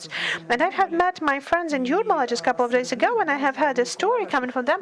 And I had my colleague, a chef, that for many, many years ago has been preparing a dinner for Elizabeth II during the official visit to Latvia. He was really young. He was in love with his future wife, and he has given a lot of salt into the dinner. This person has been taken down out of his citizenship because he maltreated the head of the other state. And it shows us that there's no way to mistake. Every step in the gastro-diplomacy has to be considered. And I will give you a very short, brief explanation and example that is not included into this presentation, but is very important for me. And I'm really grateful to Grace Todorchuk company because they have started a campaign that is titled Uncounted 1932. And I have joined them a couple of years ago, together with the Ukrainian Leadership Academy, who have found the recipes of the survivors of Holodomor. And I have worked on those recipes, and we have fed from a food truck. There is a small food wagon that is usually used to sell hot dogs or different types of burgers. We have put it at the main entrance of what it's called in the European Parliament in Brussels.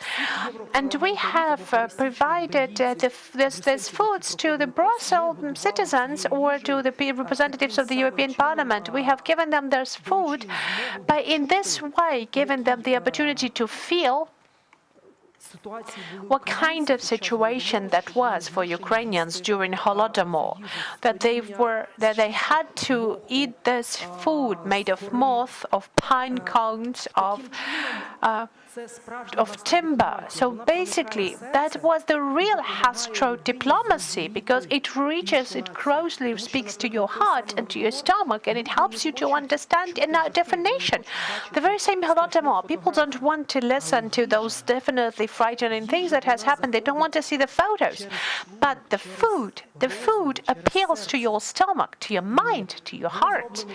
So there's a lot of things that have been done in those 9 years, because I've been collaborating with the Ministry of Foreign Affairs for more than 10 years now. And we have worked on the opening the 2 restaurants of Ukrainian cuisine, one in Georgia, in Tbilisi, the Kobza restaurant, one of the restaurants in Seoul in Korea that was called Tripilia. We have had many thousands of borscht liters that has been brewed in different countries all over the world. And there's been a lot of events that have been held, and most of those events have been held, by the way, in Singapore, that has been supported by Dmytro Sanek, who every year in a row has united more than 300 people every time. So that was a tremendous global work that has been conducted. We have collaborated with Andriy Sibiha, who has the presentation before us in Ankara on the Week of Ukrainian Cuisine. We have the cuisine and culinary evenings in Vienna with Alexander Sherba, in Greece with Serhiy Shotenko, the huge events with Yevhen Mikitanko in Cairo. So basically, there has been a lot of events that have been held in more than 9 years. We have taken a full way from for Ukrainian cuisine not being noticed and not being known to this very close and very cautious idea, so we can actually try it out. And it's very important that the very important tool for this work is about the lectures on Ukrainian cuisine and the workshops for the students of the culinary universities and culinary schools in different countries. For example, we've had this kind of events in Ankara at the culinary department and University of Bashkir. We've had the very same thing at Sunrise Singapore School with the support of Evgenia Nisha, Dmytro Sanek's wife. And So basically, we've had a lot of different events and a lot of different measures that step by step has taken Ukrainian cuisine closer to the international recognition. Because this is our ace on the sleeve. This is something that we have to give to the world, because food is arts. The food is just the same type of arts as the dance by Virsky troupe. So it's just the same art as opera, as ballet. Food is not about just getting your stomach full. Food is a very active tool. Throughout these years, we have had multiple publications by the international press in all of the languages in the world that are possible. We even had these 2 publications in the Red Michelin Guide about Ukrainian cuisine. That is very important yet again, because it gives the opportunity for the Ukrainian cuisine to speak up to the world. So what kind of food should we make the world fall in love with? As the practice has shown, the foreigners, they're not ready to taste the historical type of food that looks like gray mud, placed and served on the clay china. So most of this food is nutritious, but it doesn't look aesthetic. So basically, the world keeps on evolving, and we have to keep on moving with this world base as well. We have to reconsider Ukrainian cuisine, because Ukrainian cuisine is not about historical dishes. It's about the product that Ukraine that produces, the wine even, because it's all tightly interconnected. The very same France, the very same Italy that we should use as the great examples, they are positioning themselves as the gastronomy together with drinks, but not separately. And yes, you've mentioned France, and we have the plenipotentiary and extraordinary ambassador of Ukraine to France, Vadim Omelchenko, and you have outlined the recognition of Ukrainian cuisine. So, Your Excellency, I know that you also are collaborating with the Michelin office. So what are the perspectives for Ukrainian cuisine to be outlined by the biggest culinary awards in the world? And in what way Ukrainian cuisine is treated in France? Good day, ladies and gentlemen. It is a pleasure for me to be invited to this panel. I would like to start with a story. I have met a friend of mine in Paris, and very influential person. Those people are usually called the opinion leaders. And he has told me once during our lunch, and he said, like, I understand Russia. I have been there multiple times. I can define what is good, what is bad, and I understand a lot about that, but I know nothing about Ukraine. Can you help me with that? Can you help me visit Ukraine, know Ukraine a little bit more? And he wasn't actually able to, he didn't know that he gives me the key to that, because this is the main problem that we have. Because our experience has shown that the French people coming to Ukraine with a state visit, with private visit, on the touristic matters, on business matters, they come back being in love with Ukraine, And there's not a lot of things that they need to be explained. They have known everything, they have seen everything, they felt everything. And this is our main resource to be used, because Ukraine is our resource to be used. So that is why we're inviting people over. So that was just a very brief intro from my side.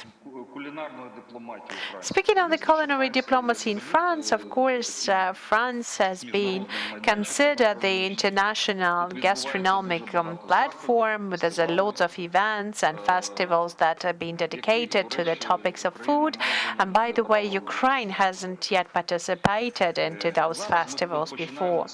Right now, we're starting to do that, and we're starting to restore that. So I know that we don't have a lot of time. I'll just give you the facts. So right now,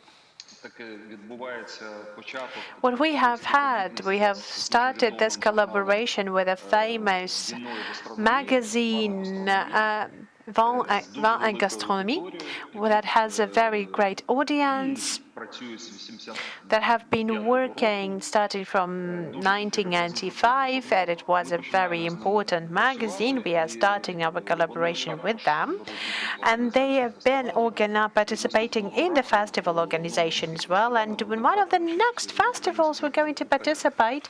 The Ukrainian cooks are going to participate in one of the following festivals. And of course, they want to visit Ukraine as well, and they want to dedicate one of the issues of their publication directly to Ukraine. That would have been very, very good for us.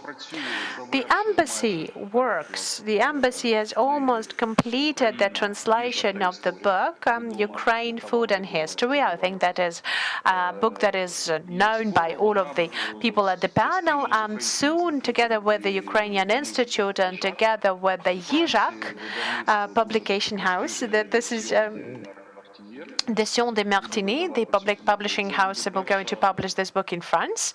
And this is going to be the first book dedicated to Ukrainian cuisine in French. We do hope that the presentation will be held in April 2022. Then we are, for the next years to come, we have registered to almost all of the culinary platforms that are going to be held, starting from the Village International de Gastronomique that's going to be held in Paris, and finalizing the Michelin festivals in Bordeaux and Mougins. And we do hope that Ukraine is going to be represented in the best way. Speaking of collaboration with Michelin, you know that this story has all started out in a funny way, but later on, a couple of times we have met the representatives of Michelin Commission, and we have the experts of Michelin aboard. They're working in Ukraine. They have been to Odessa, to Kiev, to a couple of other cities. They're very interested in further collaboration. We do hope that soon we'll be able to see some certain moves in those directions, in the direction of our collaboration. You also might be aware that Ukraine has provided a nominational dossier that is titled the culture of the preparations of Ukrainian borscht to the UNESCO Secretariat. And we're going to be lobbying and we're going to be fighting for Ukrainian borscht to be included to the non-material legacy of humanity by UNESCO. That might happen in 2023. Significant work that has been done by Mr. Ivan Klopotanko, the Ukrainian chef, the Ministry of Culture, the Ministry of Foreign Affairs. They have done a lot for this dossier to be created that has already been provided to UNESCO Commission. And I would like to finalize my very brief speech by adding up additional dimension to our discussion, because I do believe that the issues of cultural diplomacy are the issues of national security as well. Because as long as Ukraine is going to be treated as the part of this post-Soviet space, which is unfortunately still relevant for Ukraine, then still will be under threat and in danger. Why it is important, and why do I juxtapose the cultural diplomacy and defense and security factors? You can reach people through legal factors, through information, but we have to draw a lot of attention to reach people's emotions, to reach their hearts, as the previous speakers have spoken, to speak to their stomach as well. Thank you. Thank you, Your Excellency. And the topic of the gastro-culinary diplomacy wouldn't be full without Ukrainian wine. Yevgenia, the wines of Ukraine has just been formed right now. What is the peculiarity of Ukrainian wines and how you get people to fall in love with that? I don't have the presentation, so I will just speak in the really fast pace. The first thing when you've asked me to do the presentation of the wine of Ukraine brand, this is the question that I've asked, first of all, to myself. Does the brand exist? The bad news for us Ukrainians is that if we speak about that inside of our country there is some kind of brand of wine Ukraine, there is an anti-brand. If we will speak about how Ukrainian wine has been perceived abroad in other countries, then it's mostly treated as no name. But this is the final pessimistic note for today. I'll be much more optimistic further on, because we have a lot of cases why we can be optimistic in this direction, why we can be optimistic about that. I have been working with wine for 15 years, and I have been working for a recent 5 or 6 years with Ukrainian wines, and I can tell you for sure that we're really happy people. We're really lucky people. Why? Because right now we are witnessing the historical process. The French cannot say that they have seen how the wine regions have been formed, how the new legislation, new trends have been created, new experiments rise there. No, we are very dynamic countries in this case. If you will ask yourself a question, so in what way Ukraine can represent itself to the world, I think it is important for us to understand what are the 9 wine trends for all over the world right now. And the number one trend is the development of the training in wines. A lot of the sommelier schools, tasting schools are available right now. And you have to understand that one of the problems that we currently have, that people don't know about us, it can be our competitive benefit as well. Because while people learn in studying wines, they do not want to taste yet another wine of the traditional winemaking countries. They want to find something peculiarities, and in this context, they would like to try Ukrainian wine. A very cool story that I have, we've had a test tasting of Ukrainian wines in Cambridge, one of the oldest wine tasting communities in Europe. They have had visitors of Ukraine, of different types of chateaus all over the world. And then they said there is Ukrainian wine tastings. We have sold out in one day. So it's very good that no one knows about us. The trend number 2 is the so-called cool climate regions trends. So we have had our luck from when we didn't expect. The global climate change, just speaking about winemaking is good for us. Those regions that have never been considered the traditionally winemaking regions, they currently now can grow wines. If you haven't tasted wines from Chernobyl, Kiev, Vinnytsia region, then I would like to invite you to the locals wine bars, because you have to know we have a lot of wines from these regions, and I have been actively building up our presence in this direction. The problem is that our legislation does not follow our producer, but this is another question and another discussion. Another trend, another big global trend, that right now there is a big trend for the craft production, from family wine houses and for the small production line. I don't know that maybe you have heard of that or no, but I think a couple of years ago, I do believe that it was 2018, in our legislation we had a new note of this small wineries, and only in these 2 or 3 years the officially legalized small wineries has increased by 2. What does it give us to understanding? Because first of all, that is a very good initiative, and good initiative driven us to the good conclusions, legislative initiatives I mean, and the other things that it gives us the understanding that we can be interesting to the world because of that, because we are developing the craft winery and craft winemaking.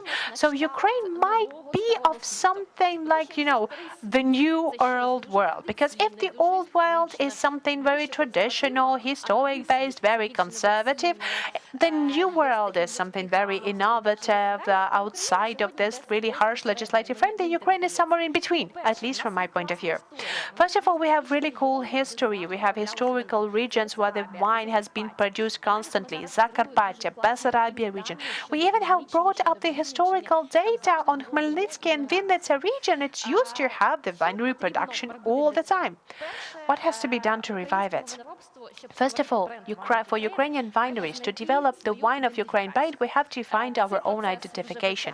This process has already been started. We need to find our own positioning. We need to build up the messages that we would like to address the market with. It's not that easy because it's not the strongest side of Ukrainians to get together and to talk about the very same course of action. But this process should take place. Ukraine needs to find where we're going to and who we would like to be through the world. Are we going to promote the specific varieties of wines, or are we going to be providing the specific technologies? We have to find it. Another point that we have to do is we need to communicate about Ukrainian wines. It works. How it works? In social media. So if you haven't done a post, there's nothing happened. If you haven't written about Ukrainian wine, then it's of course as if Ukrainian wine does not exist. The third and very important point in this case as well, maybe that's a message more to the producers. The patriotic wave is there, but it's not that high too much for the people to buy something if it's not of a good quality. So you cannot build the wine of Ukraine trend if you will not have the high quality wines. So you have to work on quality, and we had the good experience on. We have been working in our bars. We have working with Ukrainian wines in the recent 5 years, and I can tell you for sure that if 5 years ago we have been trying to find something good, something normal that you could be able to offer people. So right now we're choosing. We have more than 50 different wines of good quality, the wines that have been representative in the best way that is we're really proud to represent. And then a very important thing is choose local. That is on the very same level on the patriotism as well, but we can start the wine diplomacy for each and every one of us to buy the bottle of Ukrainian wine, to give it as a present to the international, to the different people, to the foreigners coming to Ukraine. The wine diplomacy can start with our embassies, if our embassies will serve Ukrainian wine. So it would be very good if we could actually have a toast of Ukrainian wine altogether, but we don't have that Ukrainian wine or toast right now to drink it. But I really would like to ask us to keep that into our memories. Yes, we're only just at the starting point, but the potential for us is very good. There's a lot of things for us to be proud of. The process of building up Ukrainian wine brand, it already has started. It doesn't really matter whether you believe that or not. It's already there. So let us choose local. Let us do local. And cheers! Thank you, Evgenia. Thank you, Evgenia. Thank you very much for the very inspirational final full stop in our panel. I would like to thank all of our panelists, participants, and audience in the room, everyone who has been with us online. And just to wrap up, we have spoken about the collaboration and synergy today. And Ukraine, as we see the dynamic, creative country, can only be built with our joint efforts. And I would really like us to watch another video that we have created in the framework of our touristic campaign that Irina has mentioned in her presentation, Amina has mentioned in her presentation, as the quintessence of this synergy and collaboration. Thank you very much for being with us. Summer in Ukraine tastes like strawberries, freshly picked from the garden, or floating in your trendy drink somewhere in Kiev. It's an open-air festival in which nature is one of the headline acts, or jazz in the old town of Lviv, with the scent of coffee and chocolate in the air. It's homegrown vegetables and goat cheese. It's the exquisite taste of local wine. It's the morning hustle of the markets, the fertile fields, the hot sand of the desert. It's a movie festival in Odessa. Memories that can't be forgotten, but which evolve with everyday life. It's the tunnel of love. Love is in the air in the forest. Breathe. Or dance. Or just gaze at the sea. Bathe in the warmth of the city lights. Climb mountains. Jump into waterfalls. Explore the ancient history of Ukrainians and hear their fascinating stories. Take roads to places you've never seen before. Do all of this in one summer. It's all here in Ukraine. And it's happening right now.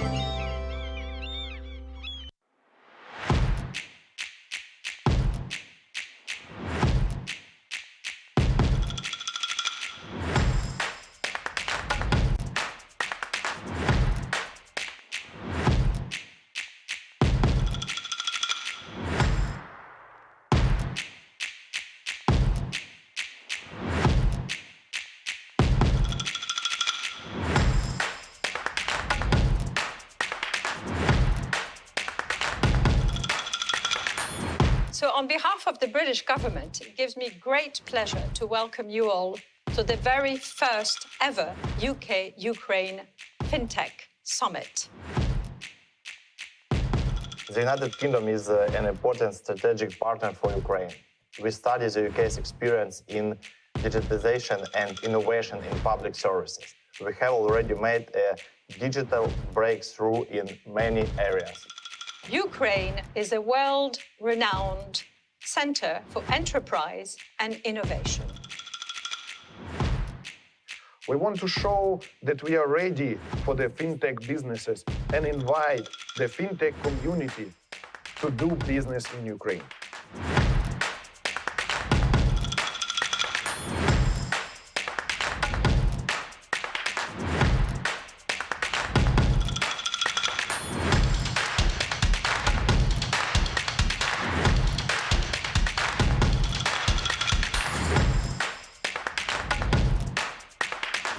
Also delighted to have played a part in supporting Ukraine's continuing journey in the international capital markets.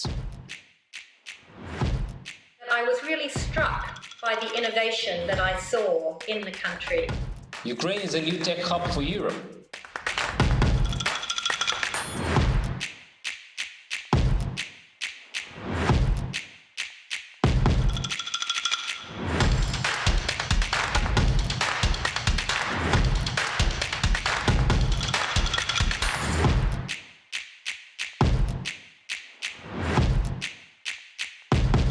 The importance of such events is to increase the business between two countries. So I hope that based on this summit, we will have a lot of interesting partnership and deals, and we will continue doing that kind of events in the future to bring us to the next level in digitalization in the world. Scope of ideas which we discussed and exchanges which we had is just really amazing. Ukraine and UK are already enjoying significant growth in IT services. I will also take a moment to thank all organizers. You see all of our partners and sponsors here. We had this before your eyes over the whole day, and you probably know how to read, know what sort of input they made.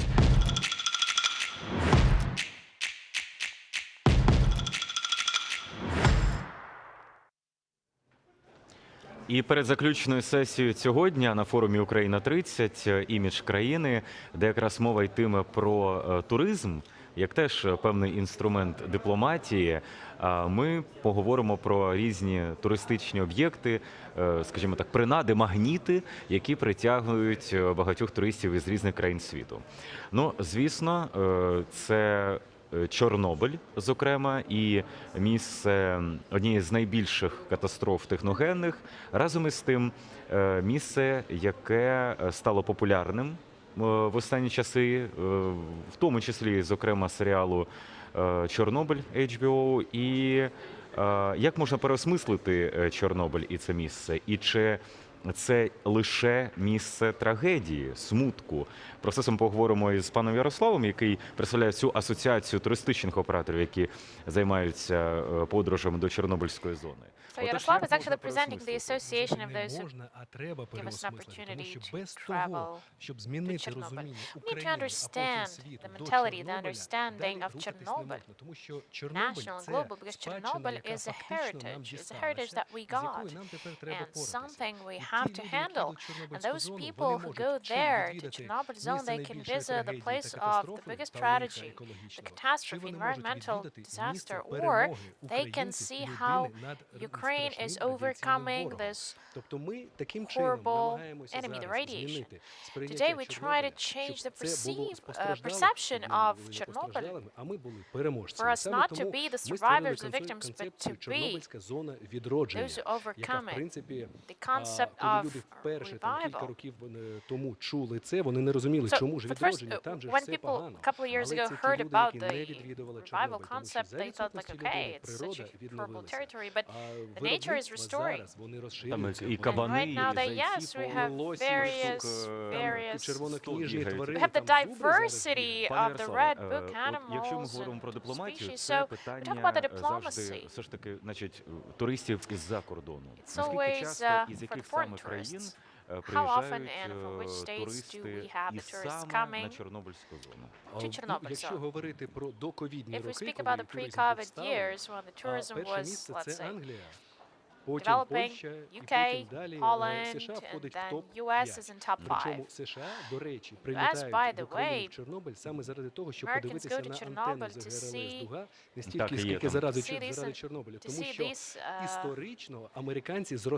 antenna, because, you know, Americans still have this Cold War experience. This is only part of protective equipment. It's there, you know, it's in Chernobyl. This disaster saved it from, you know, from destruction, and Americans want really to see it. Тому що за 2019 рік іноземці, які прилетіли саме заради Чорнобиля, залишили в бюджеті України близько 3 мільярдів гривень. Тобто вони привезли валютні інвестиції. Саме тому зараз йде мова про те, щоб створити адекватні умови для бізнесу, для існування бізнесу в Чорнобилі, для його правильного розвитку. Chernobyl zone for its proper development, not to destroy the heritage, but to keep the authenticity for Chernobyl to be transformed from the painful spot into a battlefield where we can demonstrate the success of the Ukrainian nation. Those who saw the HBO series, even heard of it, it somehow raised attention to it. And the millennials, of course, know nothing of it, and they did not even exist in 1986, but how it affected the tourist flow. And, you know, we have much more attention right now. In 2019, when we had the HBO series launched, only 15% of growth.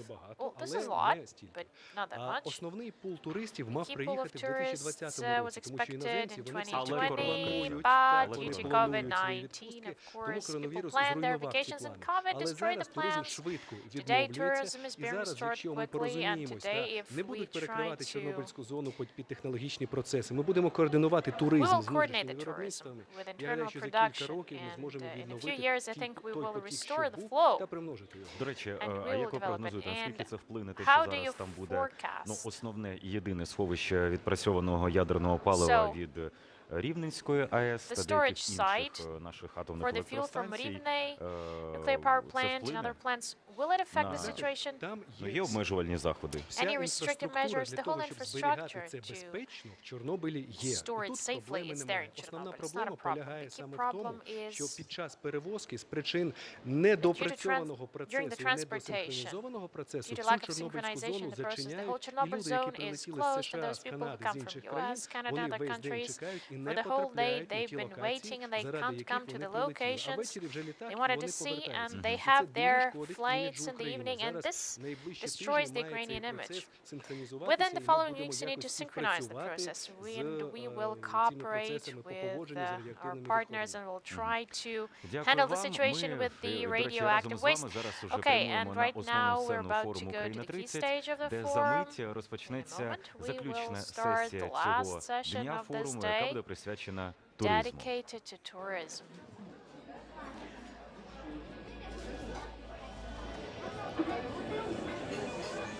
Dear Mom, Ukraine is perfect. Україна відкрита світові, гостинна, щира, приваблива. Україна виходить на новий рівень, дивує, захоплює, надихає. Люди, смак, стиль життя, мода, символи, масштаби, різноманіття, нові можливості. Україна має величезний потенціал. Хоча б раз побувавши тут, захочеться повернутися. Неодмінно, обов'язково. Ukraine is an amazing country. Україна 30. Імідж України.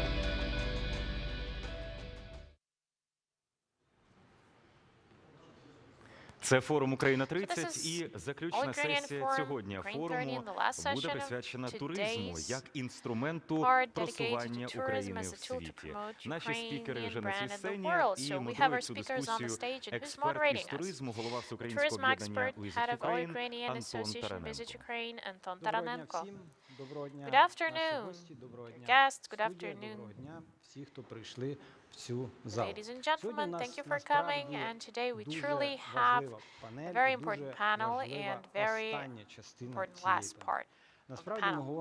And we to talk about tourism as a tool to promote Ukraine in the world, to popularize Ukraine within the last 8 years. Well, now I'm deeply convinced that the most developed countries, they do use this tool to bring продукти, не тільки туристичні, пропозиції для the whole set of offers, products to foreign and internal consumers. So I just want to note that today, together with me at this stage, this place we have very experienced people. And before we start, I'd like to tell more about them and introduce them. Larisa Petasyuk, Deputy Minister of Culture and Information Policy of Ukraine. Мар'яна Oleski, Head of State Agency on Tourism Development. Євген Sinelnikov, blogger and Ukraine promoter, author of travel shows, very popular travel shows. Марія Юхновець, President of Association of Incoming Travel Agencies. Ярослав Емельяненко, Head of Association of Chernobyl Travel Agencies.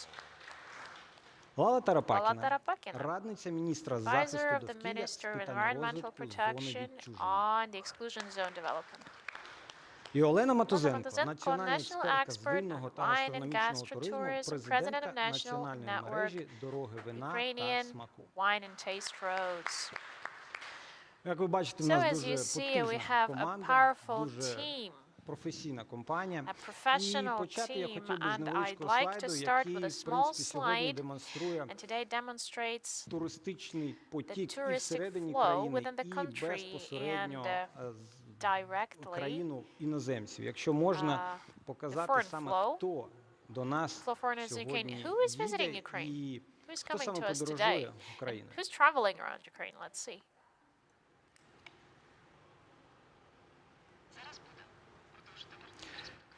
Якщо ми говоримо про туристичний потік, ми всі знаємо з вами, що з 2020 Well, in 2020, unfortunately, we had some complications and difficulties, all temporary ones, of course, related to the corona crisis.